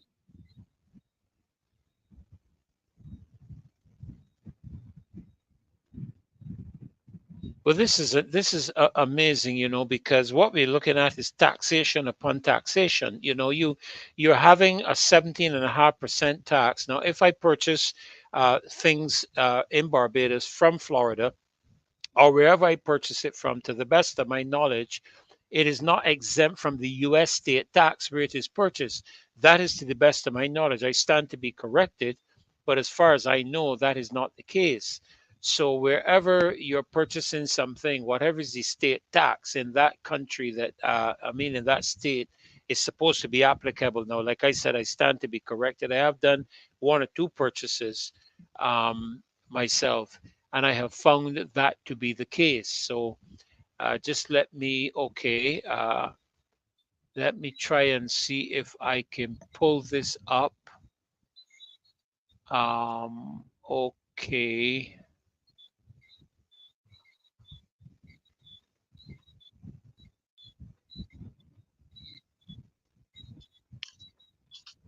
I'm just trying to get it in here.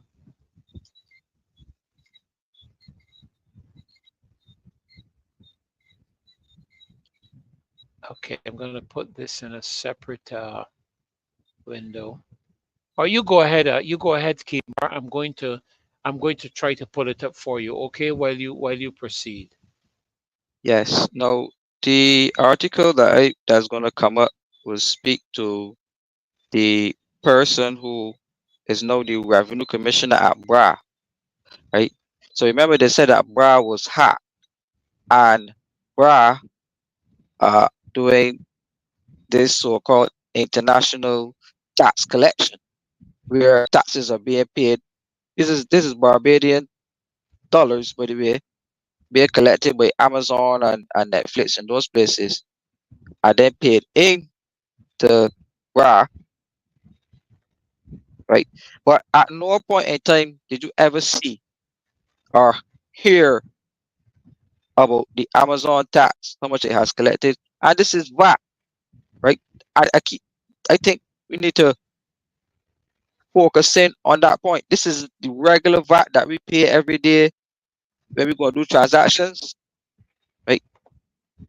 So I can see you have something on the screen. So it says that the tax experts, right, are warning that the devil is in the detail of how government's new online tax, which is to take effect in 2 weeks, and they insist that more clarity should be provided on how it will work.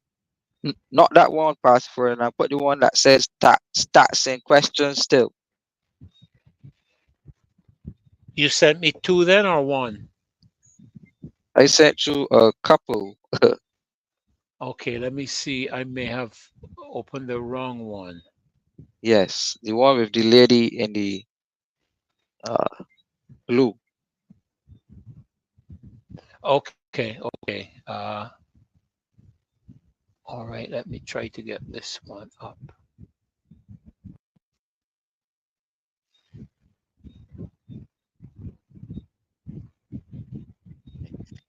So in the meantime, you get it up. The revenue commissioner, when she was a tax partner at KPMG, right, explained that world government could simply increase the value-added tax rate by some percentage, that the decision was taken instead to put the tax on online transactions in an effort to capture revenue that was not normally captured, right? So again, we're speaking about VAT. So here you have it, a large chunk of VAT and value-added tax that is supposed to be paid into BRA, right? And if you, oh, it's gone. Right? So the lady is saying here that the government has amended the VAT Act to allow for the 17.5% tax to be collected for online transactions. Right? However, there have been several delays in implementing the new measure, which was initially set to take effect on October 1st, 2018. And it says that it was due to a lack of an adequate mechanism for tax collection, right? So they went ahead and announced this Amazon tax, but did not have the requisite mechanism in place to be collecting the tax from Amazon anyhow, right? So you're seeing how bottlenecks can be created where millions of dollars could be left languishing unaccounted for because the requisite systems are not in place. Now, bear in mind we have not received any updates about this tax anywhere. Mr. Newton is on the screen, so he could chime in and say if he heard anything about this value-added Amazon tax that is set to be collected by Amazon. Right? I'm sorry, Kemar, I never heard of it. Okay. So here you have the government and this lady that we can see here, Pastor Ferdinand. I just need to scroll back up to the picture. This lady was the tax partner at KPMG, where she expressed her concerns about this Amazon tax. This same lady right here is now the revenue commissioner at BRA. So she now oversees the same tax and its collection, right? So I am asking for someone. It could be the revenue commissioner, if allowed by the standing orders of the public service or whatever, to make a comment, to make some comment on the level of value added tax collected for Amazon and Netflix and these online services, right? How come we've not received any updates? Or why is there no public document like the central bank report, like the estimates of Barbados, right? A ministerial statement, the same way they can put out a statement saying that I was not being accurate about the sewage outfall when I was spot on, bang on the target. The same way they could take time to do that, I believe they could take time to tell the public of Barbados how much value added tax they have collected through BRA,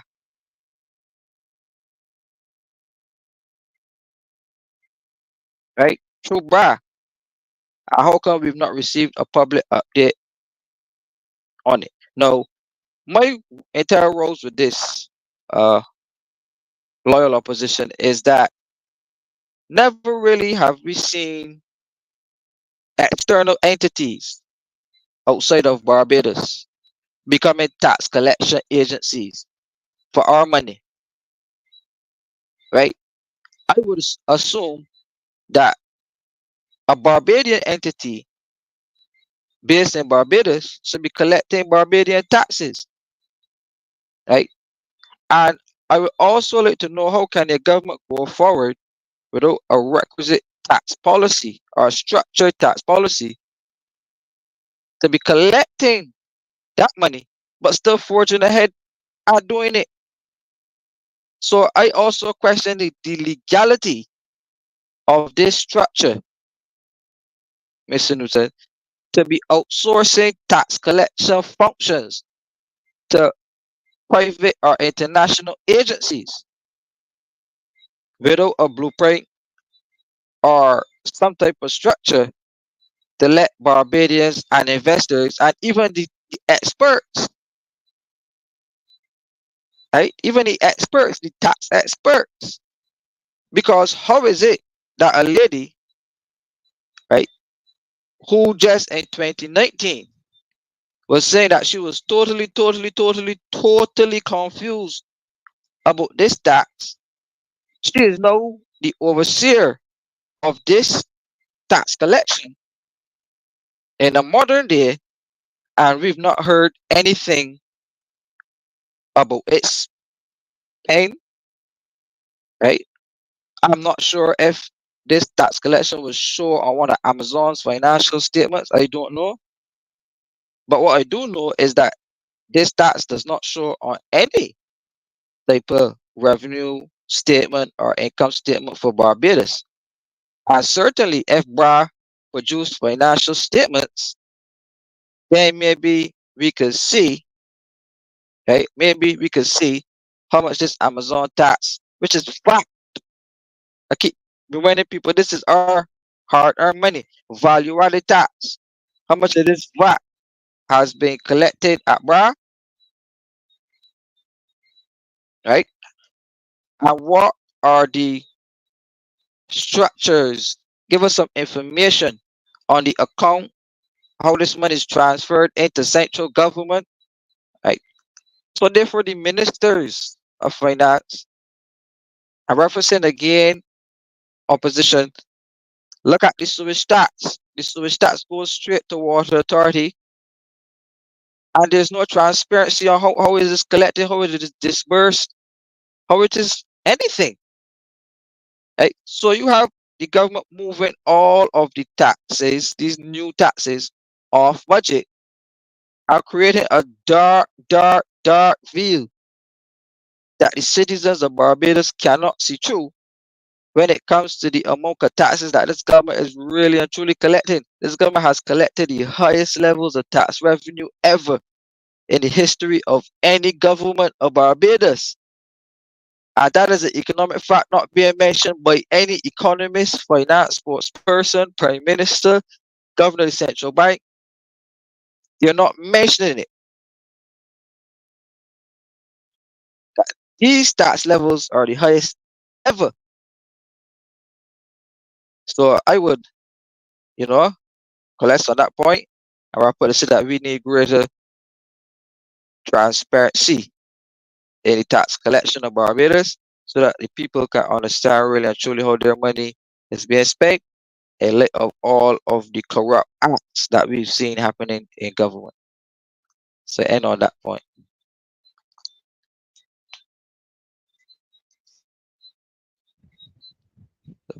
Pastor Ferdinand is not back in as yet. No. Yeah, hopefully, Yes. hopefully I am. I was just trying to get my glasses on to see what I was doing. So, you know, Dr. um, Nichols, you know, Dr. Nichols, yes, Nigel, go ahead.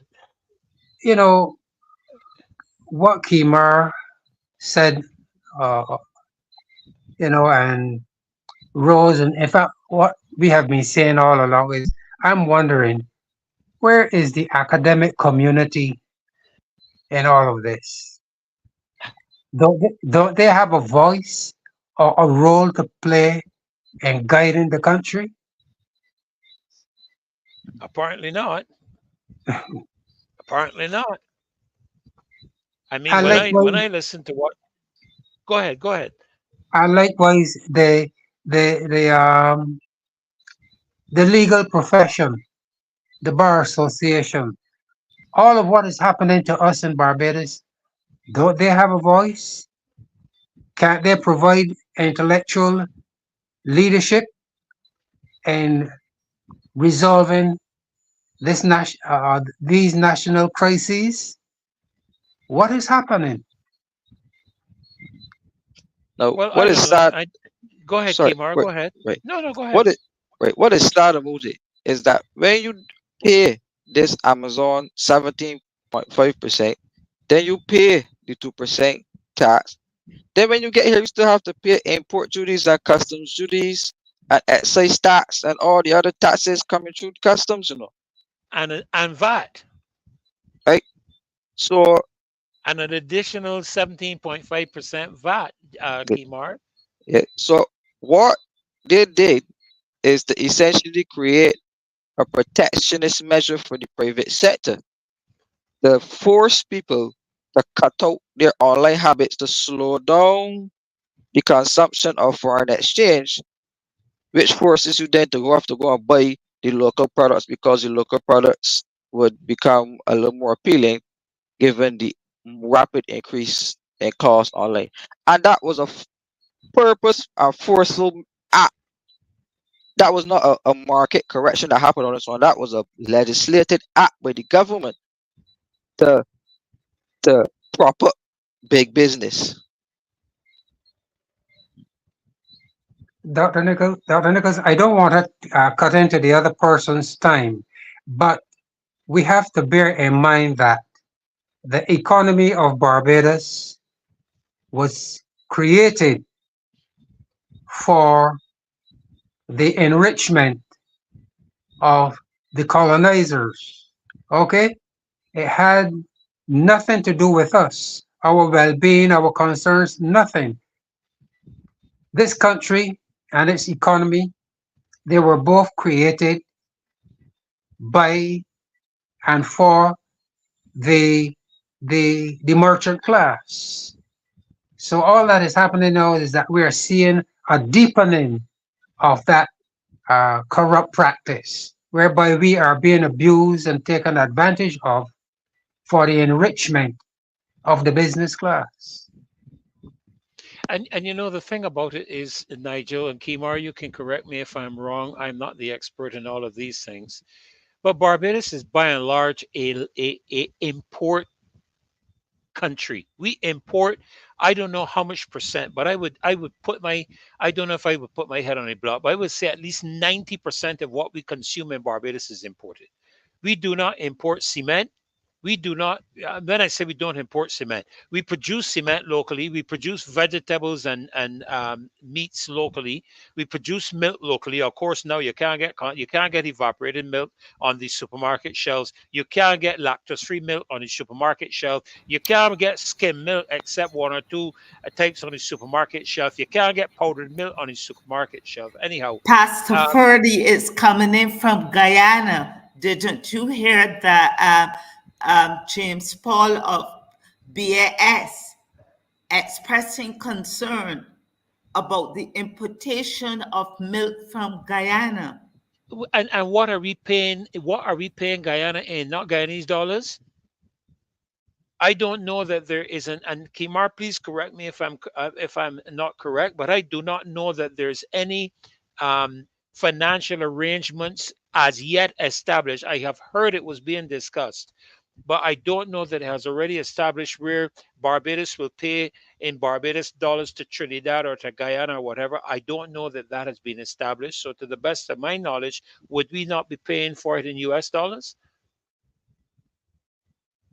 Yeah, we pay with in transactions with US dollars. In US dollars, and that is foreign exchange. Is that not correct? I'm just trying to be a novice in the matter and Yeah. asking questions. I hope you understand where I'm going with this, because the majority of our importation in Barbados, and incidentally, there are companies here in Barbados, I know one specifically, that has purchasing facilities in the United States, in Florida, who purchase in Florida and then turn around and sell at a profit to their own company here in Barbados.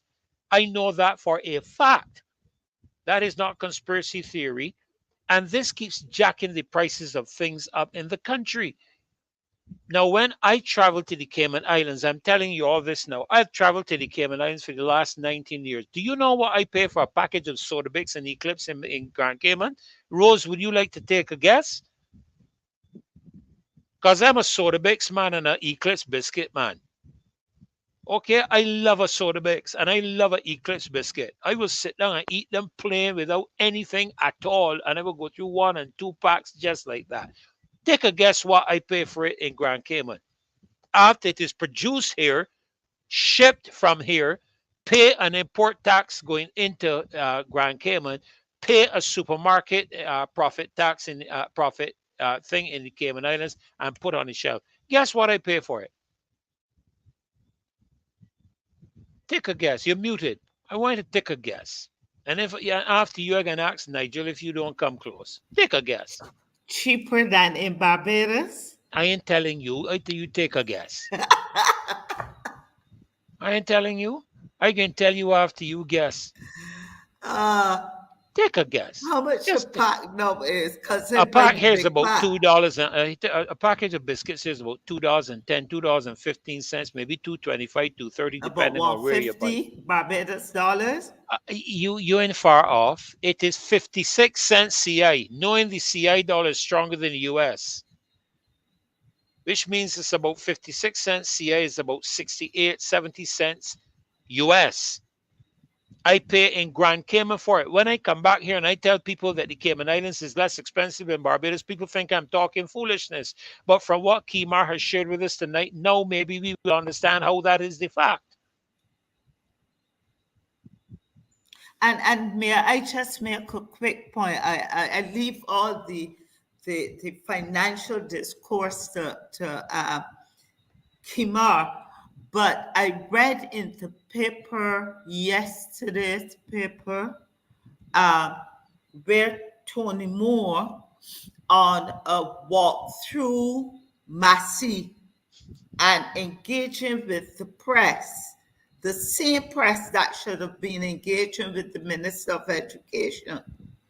And I said, she's sending a message to her own government, what's going on? She said not only are they looking at the workers' conditions in the supermarket, but they are also doing a walk around to see what supermarkets are charging on items. I'm probably doing an audit to find out, to advise the public, and she said particularly her membership, on places to shop and not to shop.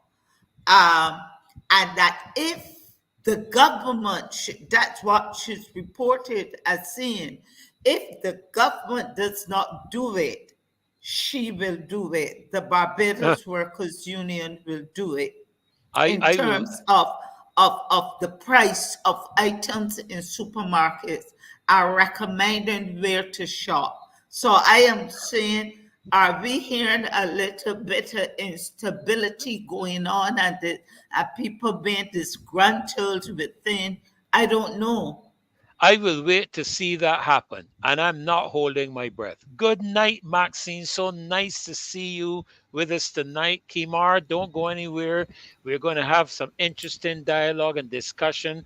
For those of you listening to us here tonight, the number to call in, as a matter of fact, I'm going to hold on that because Dave and Marcia are having an internet problem, so we may not be able to take calls tonight. I'm not seeing them back in as yet, so I hope it's not a cyber attack on their internet system. I hope they have not been hacked or anything of that nature. But I won't be able to do anything with calls until I see them come back in. So, Maxine, welcome. KEMAR, stay with Thank us you very if you much. can. Maxine, you have been sure you've been listening to the show, especially the last few minutes, to hear what KEMAR has been sharing. And I think one of the things that everybody is concerned about in this country is the cost of living. It is putting some enormous pressure on households. And I think by extension, if I understand it correctly, children. Yes. No, I think this it is becoming extremely difficult for a large percentage of the Barbadian population to function, to feed their children, to pay their bills, and basically to have a decent living. I heard an exchange today where somebody was asking it. I was listening to Brass Tacks, let me put it there, and a caller called, and I know who he is, and I probably understand what he's saying, and he was asking, if his question, are we better off now than we were when we were younger? That's our generation, but that's not the point. We are better off, but are we continuing to experience the quality of life that we have become accustomed as Barbadians? And if not, why not? What must we do about it? I listened carefully. I actually listened pretty much from the time you started. I heard your exchange with Nigel. I heard Rose's contribution, and I listened to KEMAR, and I sent you a note because I didn't want you to rush KEMAR, because I think he's touched on a very important issue.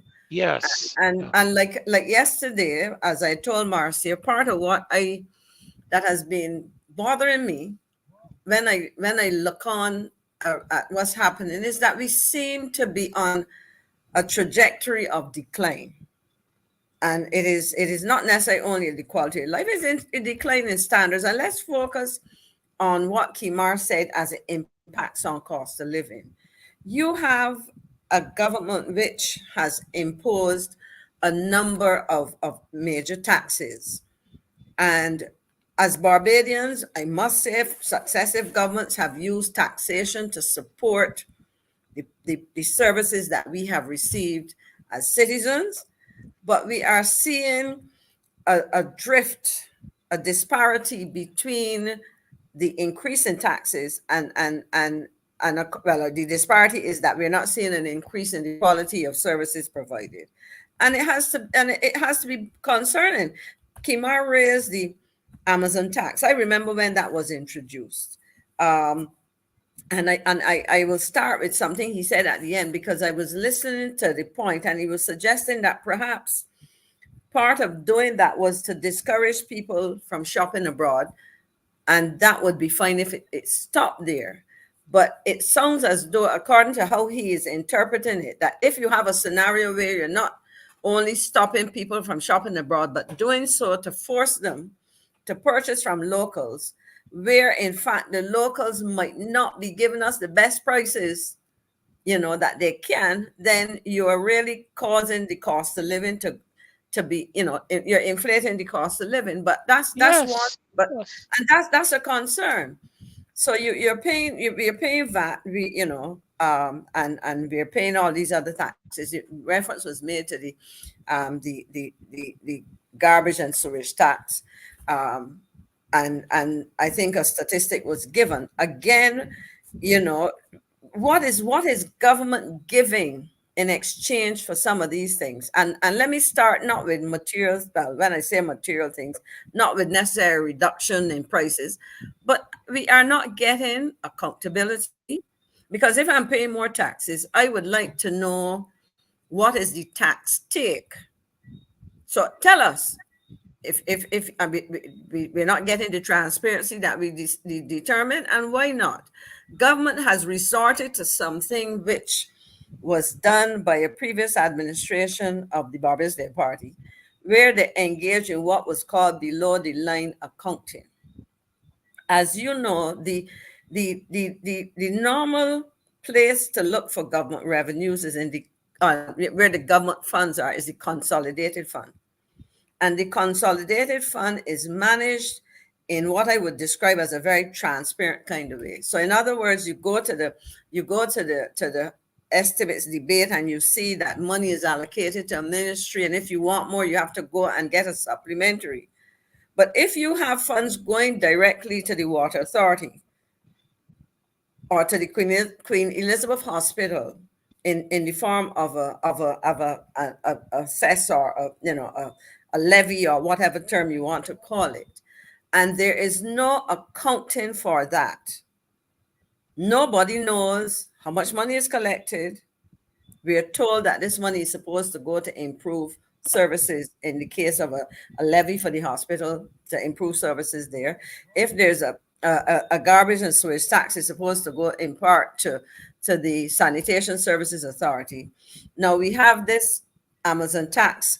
And I suppose, KEMAR, you can probably try to estimate that if the Ministry of Finance or Central Bank or wherever the reporting can happen, if we are able to get a sense of how much money is spent on online shopping, then you can extrapolate from that 17.5%. You either figure, well, if that is tax inclusive, VAT inclusive, as we see prices here, then you can estimate it. But it isn't for the citizen to go out there trying to estimate how much taxes are collected. That is okay.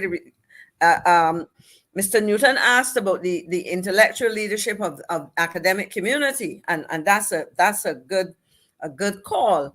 But at the end of the day, if you are doing these things, it is important that an administration that says to the world, and certainly said to Barbadians during an election campaign and a second one, that they are about accountability, transparency, and good governance, to share this information with the public. Because, it is important that we also know this. Because remember, we also have a situation where the issue of our debt, and particularly our international debt, which has to be paid in hard-earned currency. And I'm going to come back to Nigel's question about the quality of food. The thing about it is that we have seen for the first time in the history of post-independence Barbados a level of foreign borrowing. Oh, gee. And I stress foreign borrowing because we have borrowed, foreign borrowing. And how do we pay that?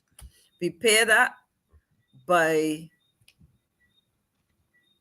the proceeds, or through using the proceeds of the revenues that government earns. Now, if your foreign currency is raised largely by the tourism sector, and of course we know that the international business sector, it is a major. It used to be, we're not even getting information on that anymore.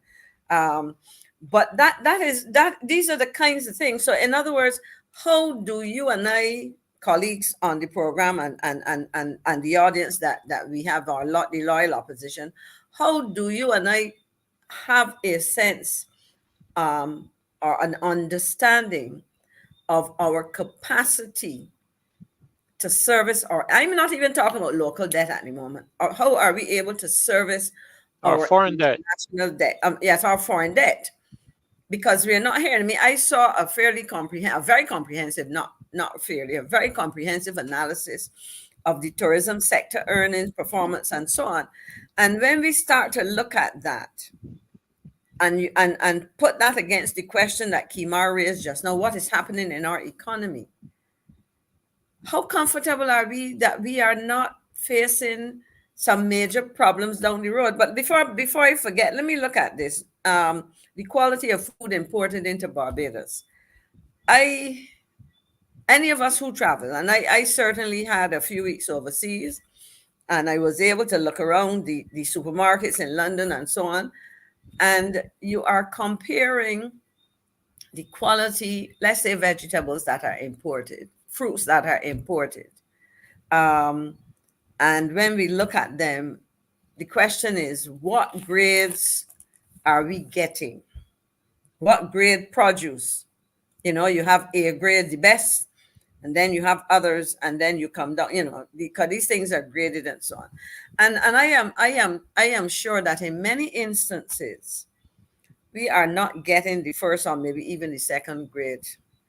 And then you look at the prices that you pay for these things. Now that's fresh vegetables and so on. Now I understand, and I'm going to raise this here because Look, Maxine, before you move on, from the quality, several years ago when I was looking at some housing options for Barbados, I took some of the lumber. Now you would know you can't compare lumber to food. If you understand what I'm saying, you expect an exceptionally high quality of food. Yes. I took our lumber to the company that was producing the housing systems in the US. And you know, they took that from me and threw it one side. They said we don't even use that to do our dog kennels in the US. Now I'm simply making the point, if that is the consideration from their perspective as it relates to the quality of lumber we are getting in Barbados, what would one say about the quality of food? But the quality of lumber is critical because a house is a lifetime investment, huh? But that is what, in terms of, you know, the things like the wood and that kind of thing, because we use quite a lot of lumber in the production of our homes, roofs and so on, that are critically important. But when you look at the quality of food, I mean, I must tell you that there is a lot out there. I know there's a lot of conspiracy aspects out there in terms of food and so on, especially coming in from China. We've seen it. I have heard people raise issues concerning taking an apple. You know, an apple, Maxine. Apples don't last too long outside of a fridge. And I have seen people put an apple on a table for 1 to 2 months, and the apple looks as beautiful and as shiny as the day they put it there. And we're hearing a lot about the what we call genetically modified, yeah, GMO and GMO foods and so forth. So I want people to understand we're not necessarily saying that the food coming into the country is bad. In other words, not just what you're saying, but we're also getting food coming into the country that is not necessarily beneficial for our health, in the sense that they're genetically modified. A lot of this stuff coming in is GMO. No, you see, this is something that we have to look at. But I don't know about most people, but to be honest, I eat very little processed foods. Canned things, when we prepare for the hurricane season, we are of necessity. expected, and it makes sense to buy these things, because at least you want something that has, you know, some um, lack of perishability. It has a longer shelf life and so on. But usually after those things, I give those things away for the most part, because I think that we in Barbados are plagued, and this is something that when I, you know, when I think of this whole question of decline, I am particularly concerned, because I want to develop Nigel's point about the quality of food. I am particularly concerned that in a society where we have an extremely high incidence of non-communicable diseases Diseases, yes, among people yes. of my generation, the generation immediately after and above me, you know, people in their, let's say in their 50s, even 40s, and going back up, you know, to our elderly. And we grew up on a diet we might not have had in many instances the full, well, I was going to say the full nutritional mix of things, but then again, as children, we ate lots of fruit, even though there might have been, well, they were local, and we did not necessarily know the The value guava of them. in terms of the high level of vitamin C in a Barbados, and in a In a Barbados, Bajan cherry. absolutely, Bajan cherry. Yes, Guavas yes, themselves are extremely yes. high in vitamin C. Golden Now, apples. golden apples and so on. But Yeah. we ate these things. They were organic, you know, preserve free, and so on. And so my worry is that every time I get on the highway one, for example, and you pass fast food outlets, there's always a challenge being able to drive straight on the road. You always have to be, you know, awaiting the other side to move so you can, because there's a line always to these outlets. And the question is, what are we feeding our children? What are we feeding the young people? And if we have already a high incidence of that kind of thing, what does it mean for the future generations in terms of health status? And then on top of that, so we are moving away from the traditional ways of eating and preparing food, and we're adding to that now, even when we prepare food at home, a range of products, as you said, a lot of them may be genetically modified in terms of, and when you check them, you know, the nutritional quality, because as I said, they're not necessary for certain things which are supposed to be fresh, often the best, and so on. So I worry that in addition to all the costs that you're talking about, we are paying dearly for almost making ourselves unhealthy. Let me put it that way. And But the question is, what can we do but within the you communities? you know what I find, Maxine, and you may agree or disagree with me. Of course, that doesn't change my view of you in the least. But you know, you take for example, let's look at a carrot.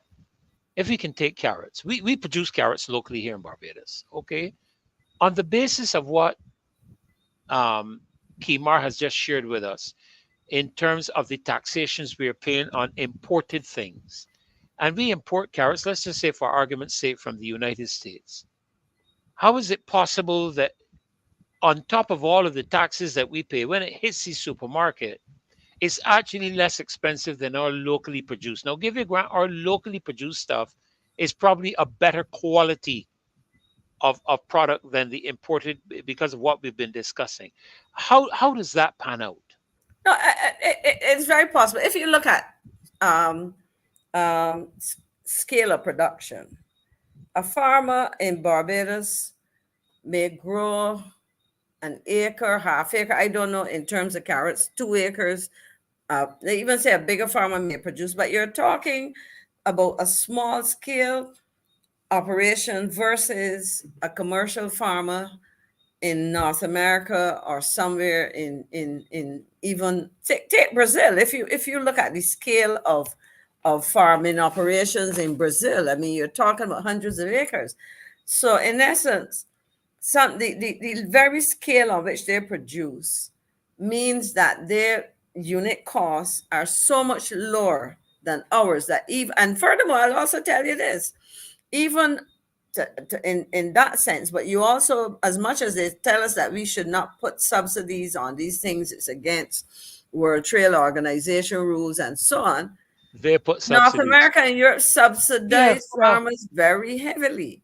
okay. You know, they subsidize. Absolutely. So that's it. I mean, now what it means is that, but I can tell you this, when we start to look at cost, because I was working with a regional entity recently, and when they were looking, and this is in the area of food product, when you realize that, when I told the people that you had to pay 17.5% VAT on the product, and you know how it works, they were, you know, they were surprised. But that is it. So I'm saying that, as you said, it can happen easily. One, because at the source, you know, in the source, the supply from the supplier end, they are purchasing or shipping from a farmer who is into hundreds of acres, you know, of a particular crop and so on, whereas we have a different situation here.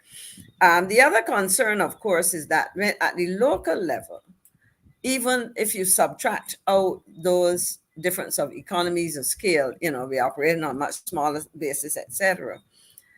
I am not sure that enough is done to make the lives of farmers easier. You know, I'm not talking about pre-day larceny. I mean, that is the scourge of agriculture in Barbados. But I'm just thinking of inputs, you know, the cost of Yes. inputs and so on, and whether or not, you know, and we really have to look at these things, because at the end of the day, do you give people concessions up front and allow them to come to market? Although I'll tell you the truth, when I look at certain vegetables and so on, the range of prices have not changed substantially over the years, you know.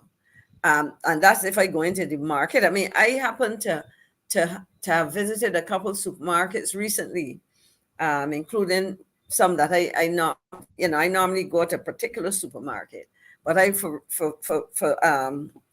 certain reasons, accompanying friends or relatives, I ended up in some other places. And I also, what I find interesting is the disparity sometimes in prices, you know. And yes, I may have greater overheads, etc. But I say to people, I grew up as a teenager in my 13, 14, etc., being the child who went to the market, to Cheapside Market, to purchase vegetables for my family. You know, my mother entrusted or gave me that responsibility from early. And I can tell you that even now, if you look at that, people have to look and see how they are, you know, how they can spend their money. Simone Danielle, 17, she's saying we subsidize building contractors that don't build no houses. Good Bajan expression. And the truth is, every time I see a comment, I can let me react to this, because this is in place of the call from the viewers. Yeah, actually, that was one of the things I wanted to mention to them, that they could put their questions On in there. in the chat here, and you can't call. I again, one of the spiraling down things, and that's maybe, you know. And I looked at some complaints. There was a video clip of a new homeowner complaining about a multiplicity of problems in the development where she had bought her house. And the first thing that came to me was when I saw the house and I discovered who had constructed the house. I asked myself, why is it that in recent times, almost every single new house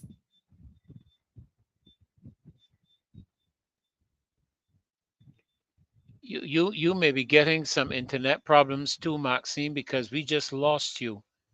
We just lost you completely. We can't hear you. We can't hear you. Dr. Nichols, Yes. until she returns, I also want to bring to your attention the impact of the food on the physical development of our children. Because when I travel and I see school children on the road, I can't believe that some of them are 10, I mean 11, 12, or 13 years old. They are so short.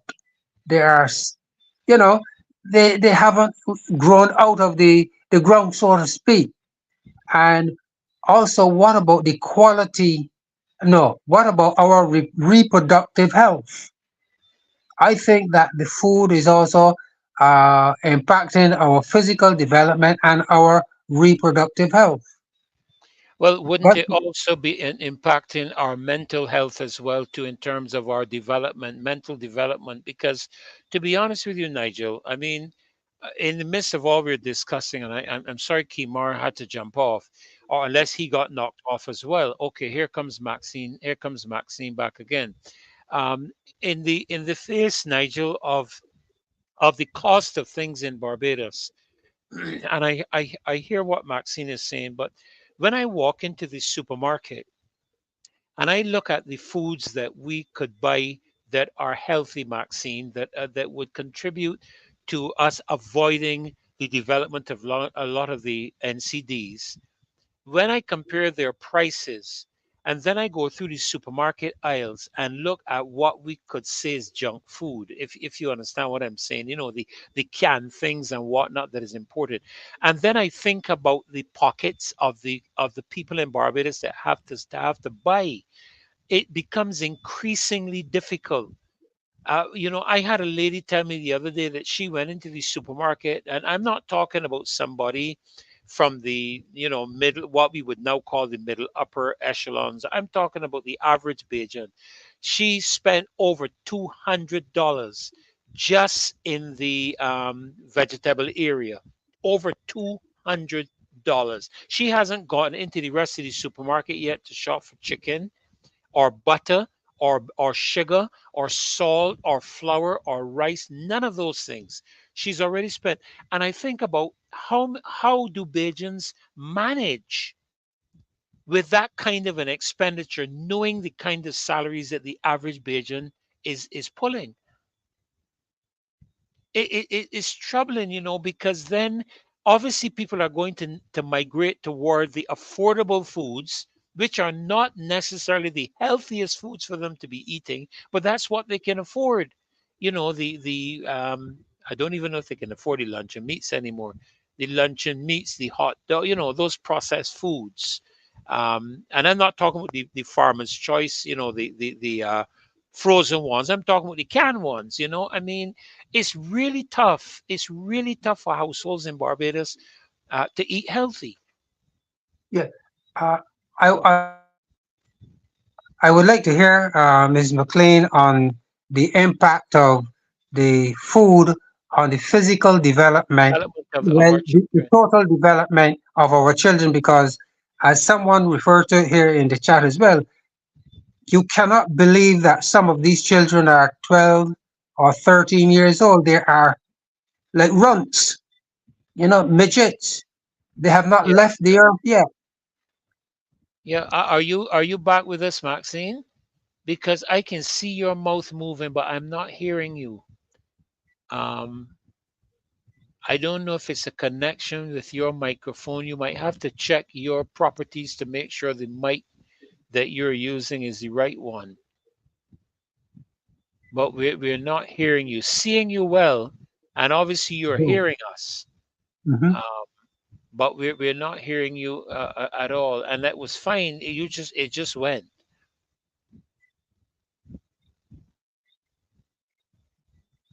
Yes, Jacqueline. Aline is saying, Rose, you're hearing us here too, Rose. You are hearing okay? You have to unmute. Just want to make sure it's not a problem on my Yes, end. I can hear you. Okay, great. Jacqueline was saying a moment ago. Let me see if I can find her comment. It's now um, impossible to eat healthy. You keep trying, Maxine. We'll stay with you. But obviously you're hearing us, but we're not.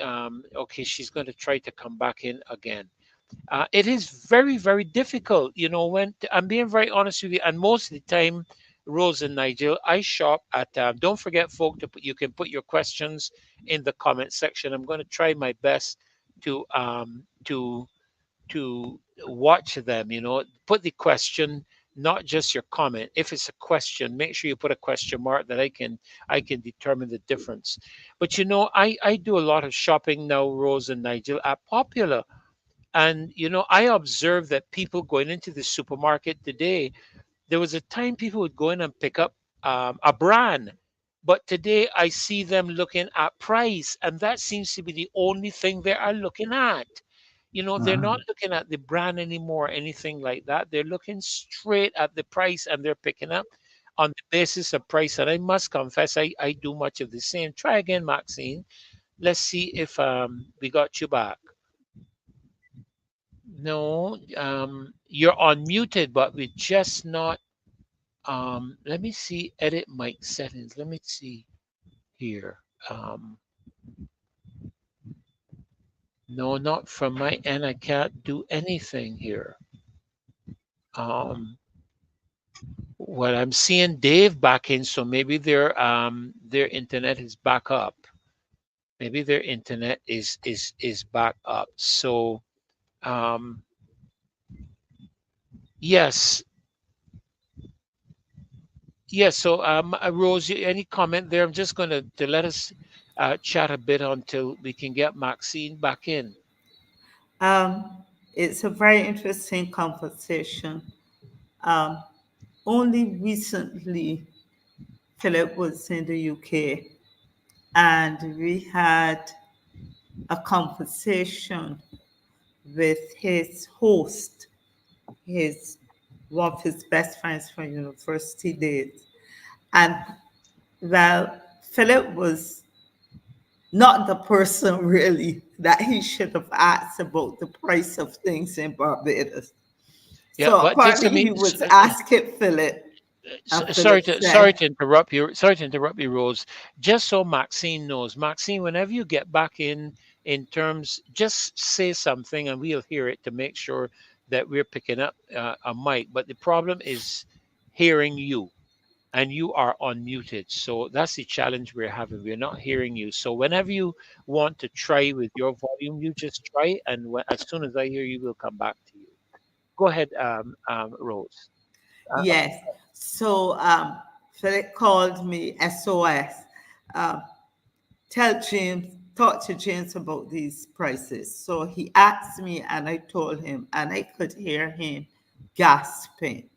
He's never visited Barbados, and he and another friend were supposed to come and stay with us earlier this year. And I hope I have not put him off. When I told him about the price of things, when I told him, say, he asked me what's the price of a banana. And I said, if you go to the supermarket and not say to the market, vendor, and even wayside vendors can charge you quite dear for a banana, a single banana. So what I did, I took went into the supermarket, pulled out things from my fridge and my cupboard, and I took pictures and I sent for him, and it was like, it's very expensive. And when he asked me about the size of a whole chicken, and he gave me an idea of the size. So I went into the supermarket. You know how I like to get it factual. And I went into the supermarket, took a picture of a whole chicken, the size that he asked, and I sent. It came to about $25, $27. And he's like, what? That's the price of a chicken in Barbados. And his conclusion is that Barbados is quite expensive. And he wondered how we manage. How do we manage? And the impression is that, because we are an island and we are small, that we'll be getting fresh vegetable, fresh crops, edible crops, fresh fruits, fish, that kind of those kind of commodities and goods. And here we are, so expensive. So I hope that I did not discourage him. I reassured him, you come, you stay with me, you'll be taken care of. You don't have to worry about the cost. But I did tell him, if you want to eat out, there is where you're going to have to pull your pocket, for uh, a good plate and a healthy plate. And we do know that many of the places that you eat up for, you get more starches.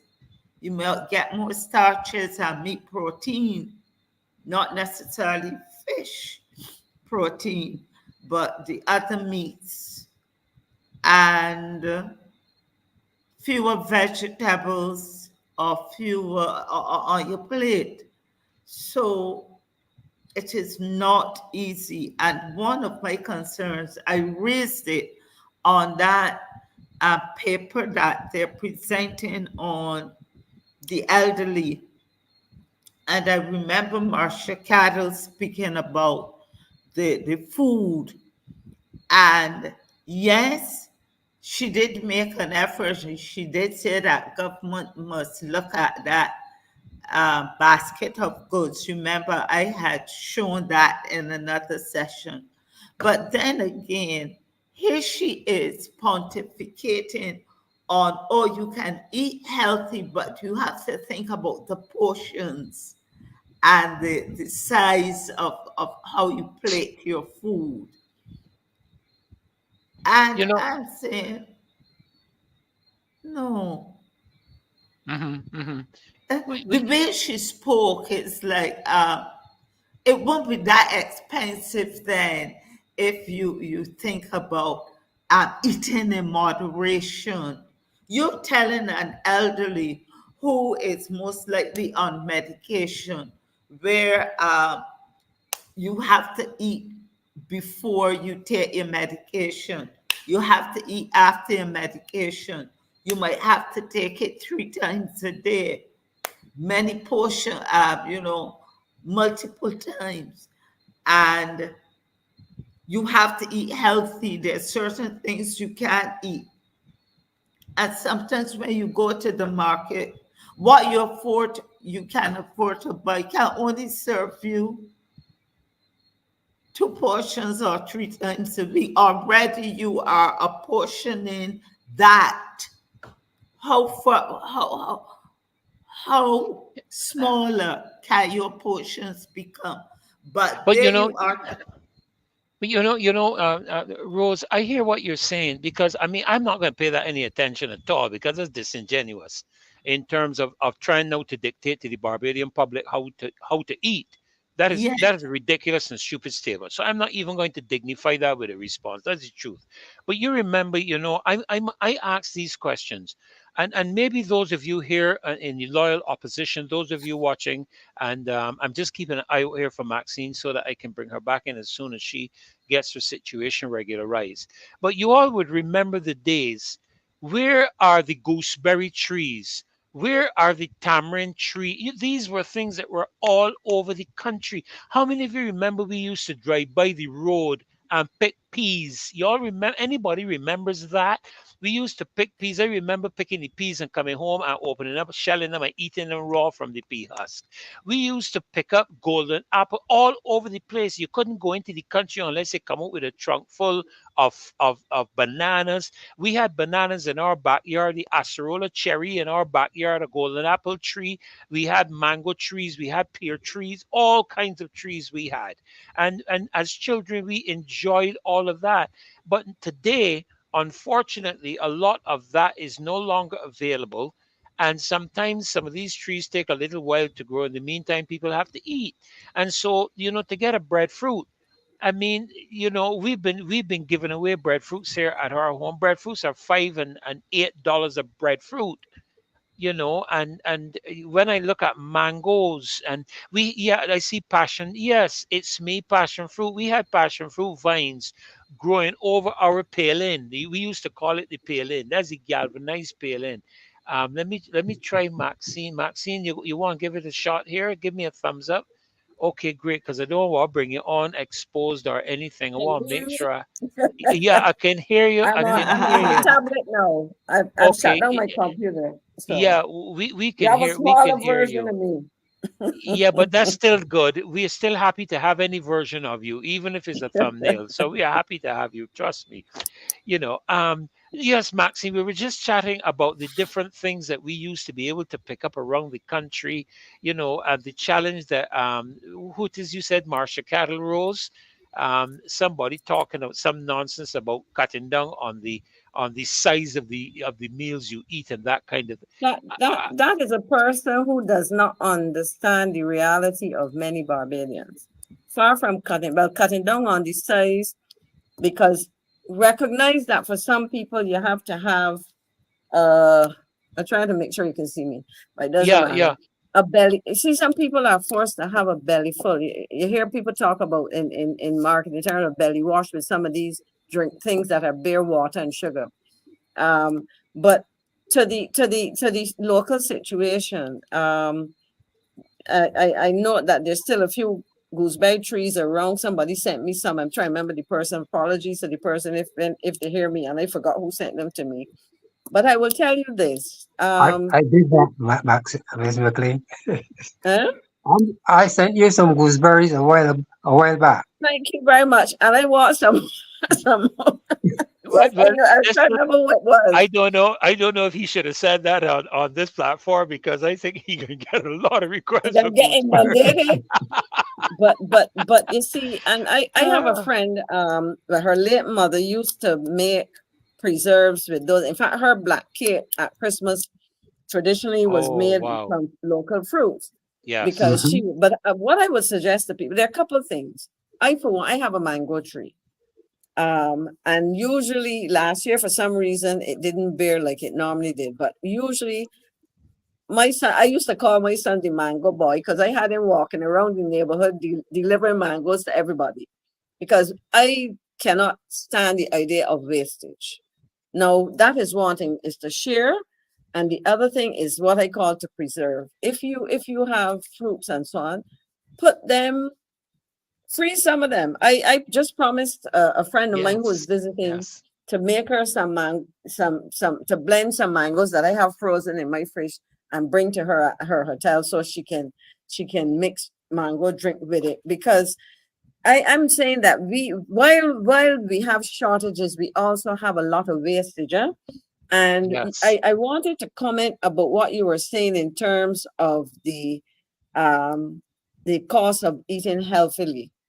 What I would say to Barbadians is to rethink how they prepare meals, what they eat. I've had a roommate when I was a graduate student in Ohio from West Africa. She was Sierra Leonean. Actually, she was from Freetown, so I think her name was Clarabelle John. So I told her and she was from Freetown, so her ancestors, I told her, had to come from the Caribbean, but that's another story. But one of the things that I learned from her, and I was reminded when I spoke to older people when I came home, is West Africans eat a lot of leaves. They eat sweet potato leaves.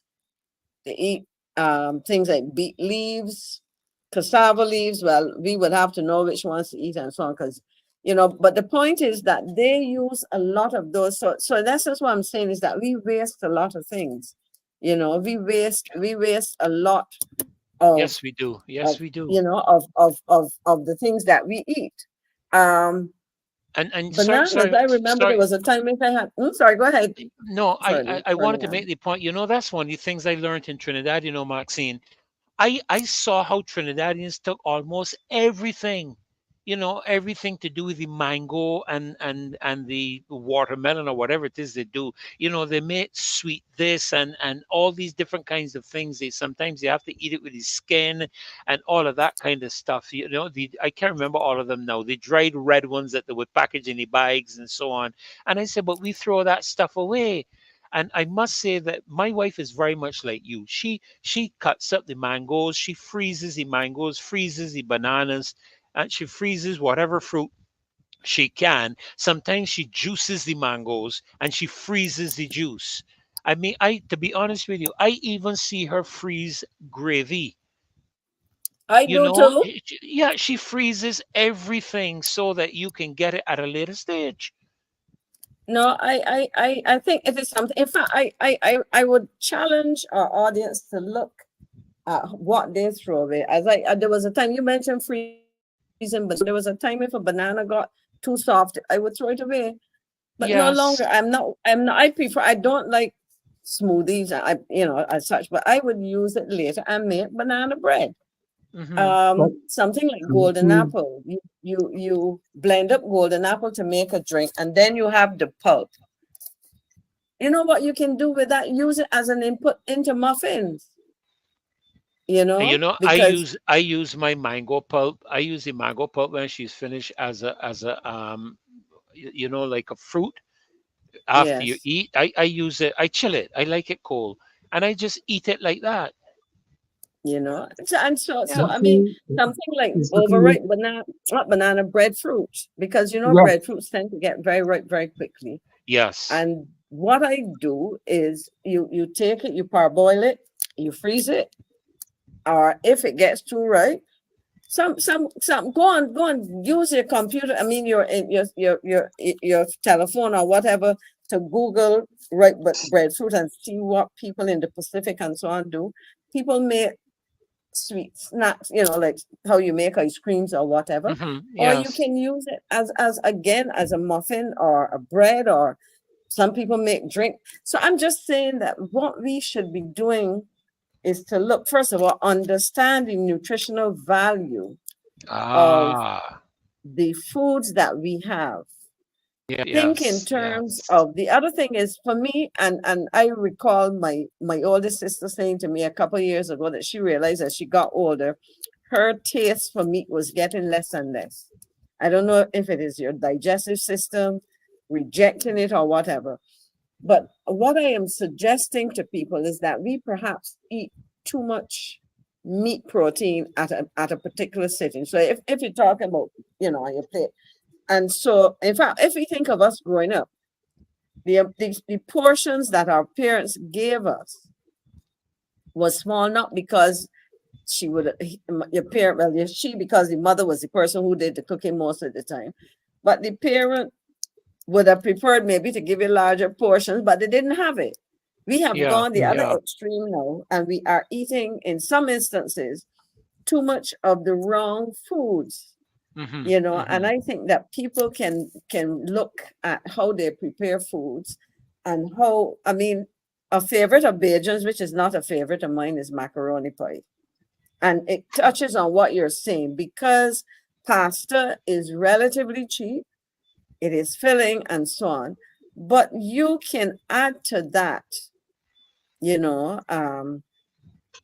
vegetables, and I mean, you can add spinach, you just put things into it to your taste, but change the mix of these things. And I'm just saying that we need to look at how we consume what we consume what is seasonal.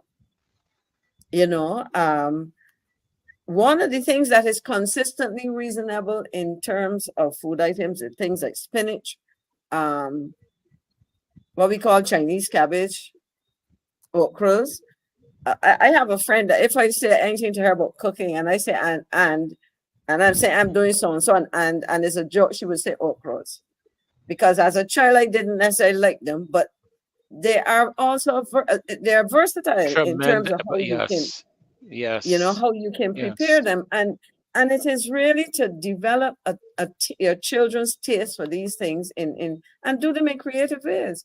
So my concern, and as Simone was saying, Danielle, about the gooseberry tree, the golden apple, unfortunately, we've had a disease which struck a lot of trees. I only today was telling somebody I would love to get some golden apples. So that is, Mr. Newton, if you have golden apple trees as well, let me know. Well, you know, we had a No, giant. I do not have a golden apple tree, but what I can tell you, I have a lot of local bananas, and when the Right. banana is ripe, I in fact I don't buy tea bags nowadays. I use the Mm-hmm. banana skin to boil it and make tea. Okay. But It's you a know, delicious tea. It is okay, very delicious. talking And about the banana. Sorry, go ahead. Sorry, go ahead. I'm and interrupting you. I make tea. I make tea with mango leaves, gooseberry leaves, soursop leaves, cherry leaves, any kind of leaf that is edible or fruit that is edible. I make tea with the leaves. I don't buy tea bags anymore because of the possibility of microplastic. Oh yes, in the Uh, tea bag, Yes, yes. in the in bag the tea itself. bag. Yeah, in the Yes. bag. You I know, can this. tell you this. You see the mango leaf. In fact, I was joking the other day with what is his he's somebody who knows about trees. And I have a huge mango tree which needs trimming. But the thing about it, when the person looked at the tree, they said to me, because the tree has some unusually large leaves, but he said it's a very healthy tree. But there's a study that was sent to me, and I will share it with you. That mango leaves, and this was a scientific study done by Dr. Robert Power, who happens to be our honorary consul in Suriname. He has his grandfather was from Barbados. And he has family connections here, obviously.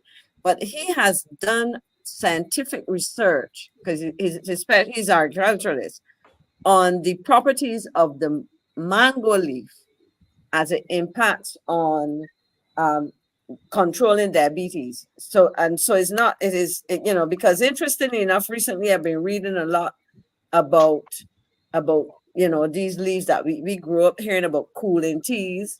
You Mhm. grew up hearing about soursop, pear leaf, guava, now mango. I mean, I didn't grow up hearing about mango. Can somebody identify for me Christmas bush? Because I don't know if I see it.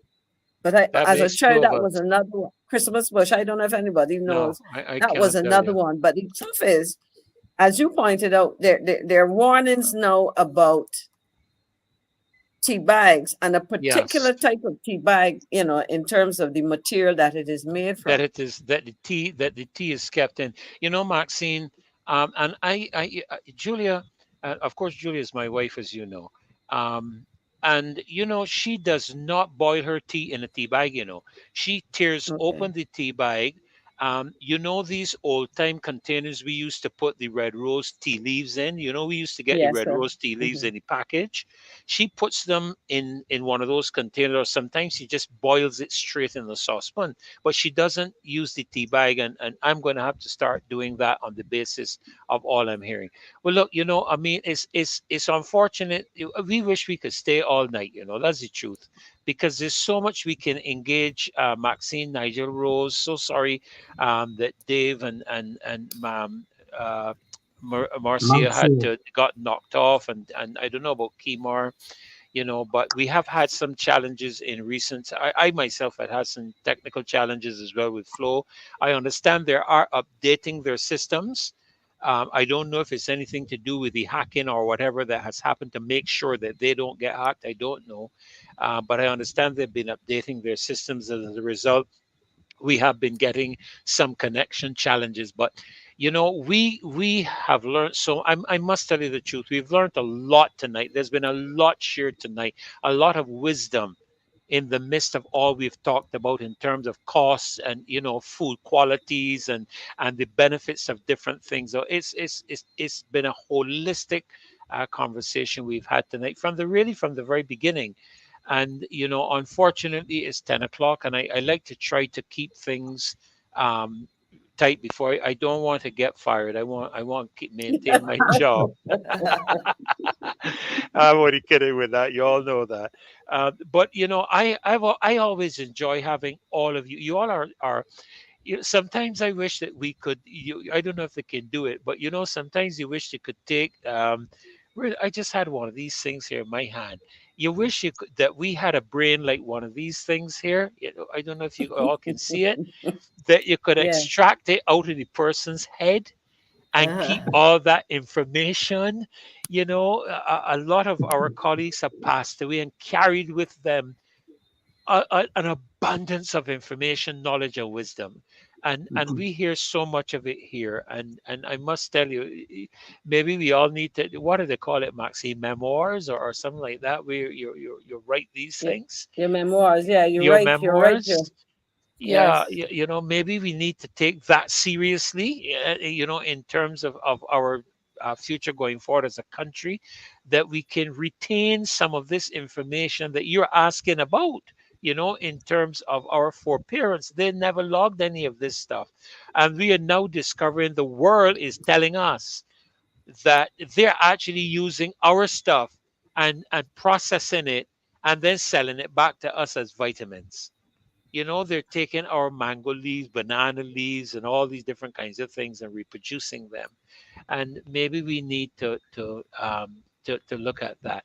I'm seeing a note here from Cami Holder. My goodness, that Hurricane Milton is now Cat 5, 180 Yes, that miles it an has hour. been for a while. Well, it's Yeah, projected to be. yeah, But that uh, again is I saw a similar thing with because it has strength it's almost strengthened in a blink of an eye. But I yeah, saw that yeah. with Hurricane Katrina, and I remember just before Hurricane Katrina, I was involved in the cruise industry at the time, and I was in New Orleans, in Louisiana for a conference. And I remember at the time the temperature of the water in the Gulf was about 90 degrees surface temperature. Wow. And and in fact, this morning I happened to have gone to the sea, and I commented to somebody that the water is so warm, which Mhm. is what is a little scary because that is what feeds That's hurricanes. what feed. That Yes, that's what that feeds them. warm, and so if our water is warm and the Gulf is much warmer, Oh those yes. things just have a buffet before they cross over the land. It's a worrisome thing though. Yes, it is. It is. And all I can say, Maxine, I don't know. I believe in prayer. I pray. I really, really do pray hard because most of the time I am not in Barbados at this time of the year. I was usually in Grand Cayman, doing ministry there and helping with different aspects there. And it's one of the things I've always done is pray for my country, because we cannot take a blow from anything like that. We could forget that. Mhm. You won't find No. the island. I don't think you'd find Barbados. We would be And flattened. yeah, but I have always watched the systems coming off of Africa and how low they are or how high they are.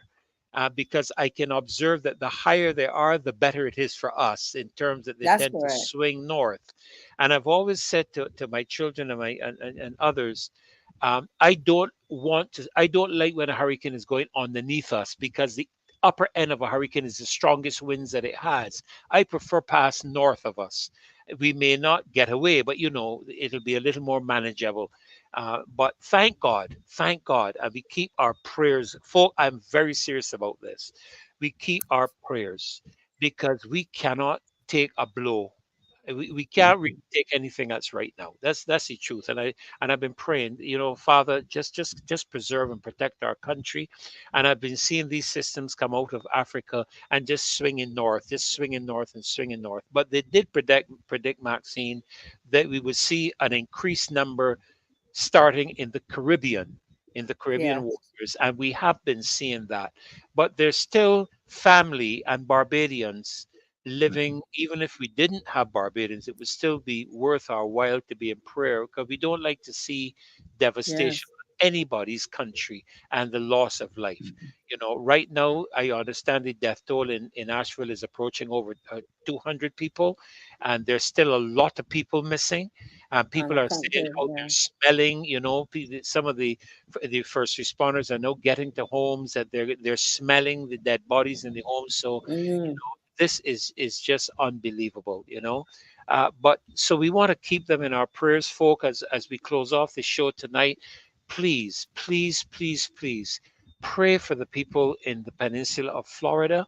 We don't want to see even our worst enemy, taking a blow from a system like this. So I am asking you, please, to pray. We prayed at the beginning of the session for them, and I'm asking you as you go into your night to just remember them in your prayers. All right.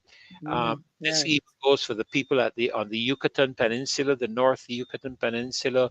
I just had communication while I was here with you all from the Cayman Islands. And I've told them to be vigilant because these systems can make a wobble. And when you think they're going to go past you, all of a sudden you find they're on your front doorstep. Mm-hmm. So we have to be very vigilant with these systems.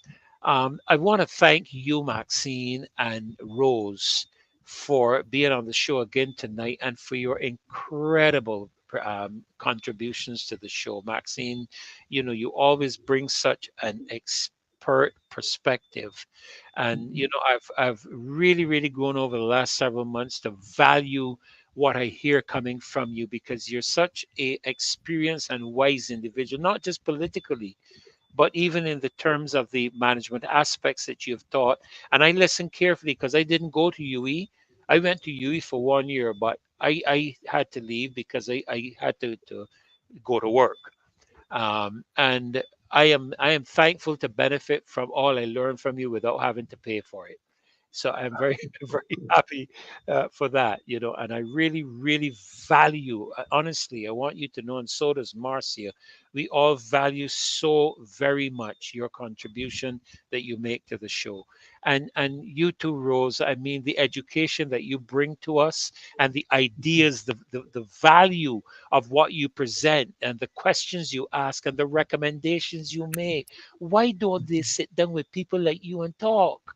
I don't understand. And of course, we can't leave out KEMAR. KEMAR is a young, brilliant young man. And look at the questions he raised tonight, that few of us probably would have given consideration to. And I really want to thank him so very much for all that he brings to the show. He's an extremely intelligent, extremely informed, and on the ball young man. And of course, Nigel brings that connection with our ancestry that helps us to understand where we came from and where we need to go and what we need to do in that process. Of course, we miss Caswell. We pray. I'm not sure exactly why. I don't know if you'd heard anything, Maxine, but I'm not sure exactly why. I don't know if you heard anything I with I regards to that. ran into Caswell last week towards the end of the week, and he did Mhm. tell me that he's recovering. But of course Okay. he was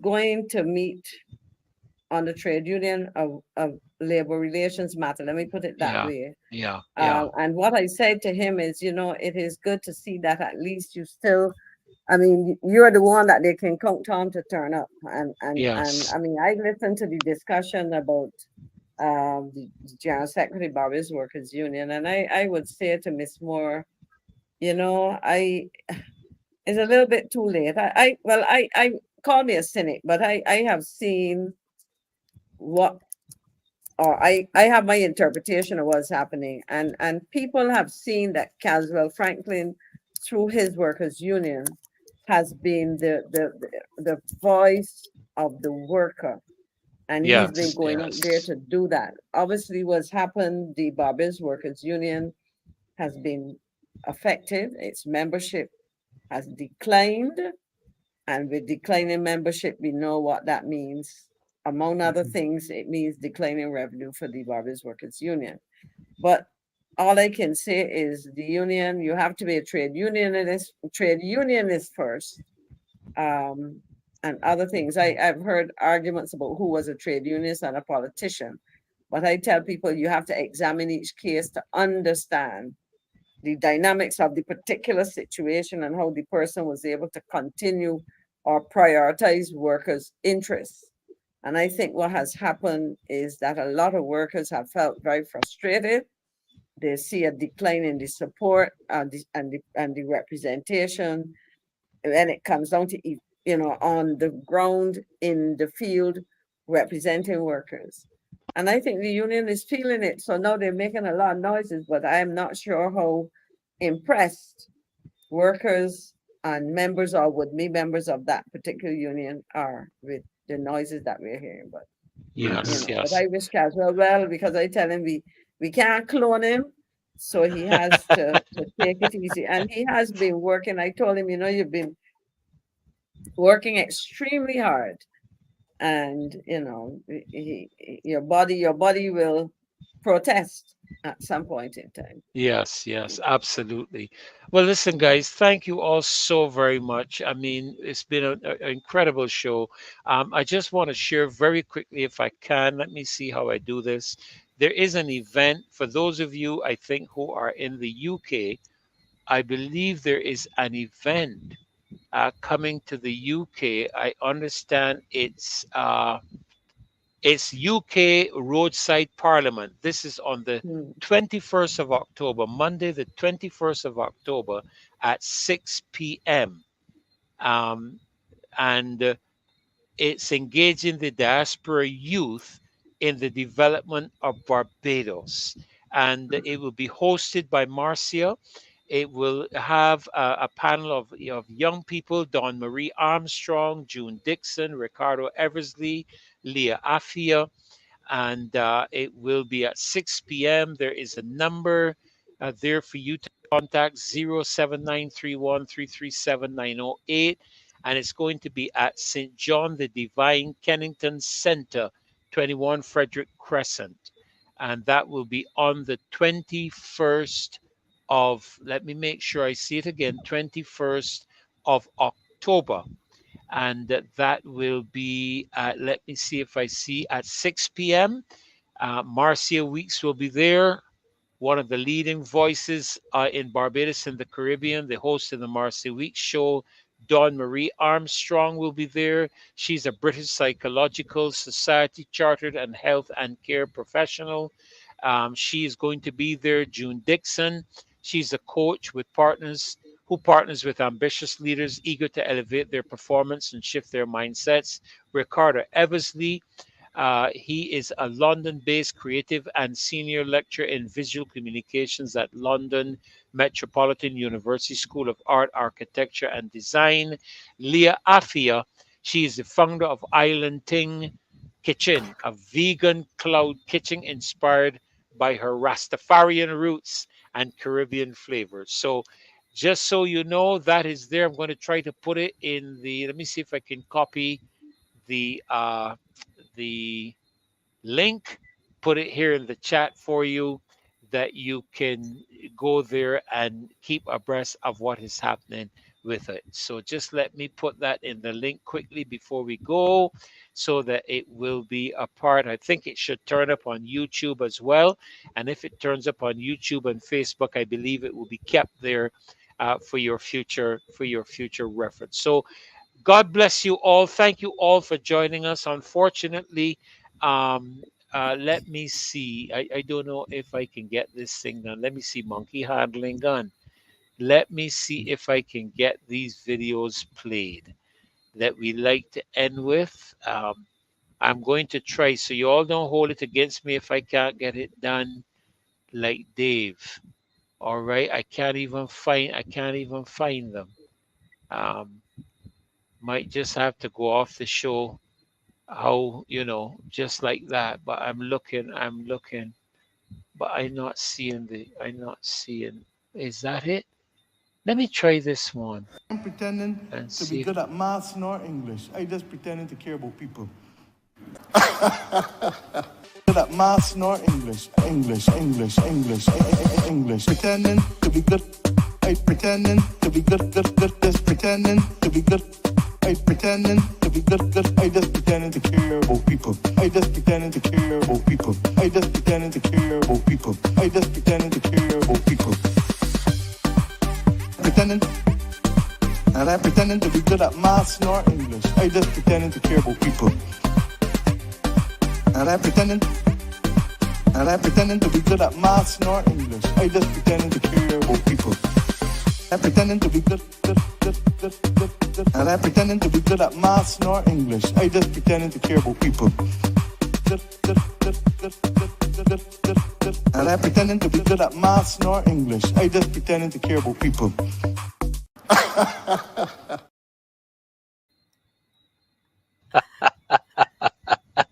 Well, good night, folk. God Good bless you. Thank you night. for joining Good us night. tonight. The loyal Good opposition. night. Thank you all for A being here. pleasure. A Good night, pleasure. Maxine. Good night, Rose and Nigel. God bless you. Have a great, great God night. bless you too. Bye, Thank you. Thank you all everybody. very Bye. much. Bye Take bye. care. And bye bye to you and the loyal opposition. Wonderful. Thank you for being here tonight. Trust that the show was a great blessing to you. God bless. Bye bye.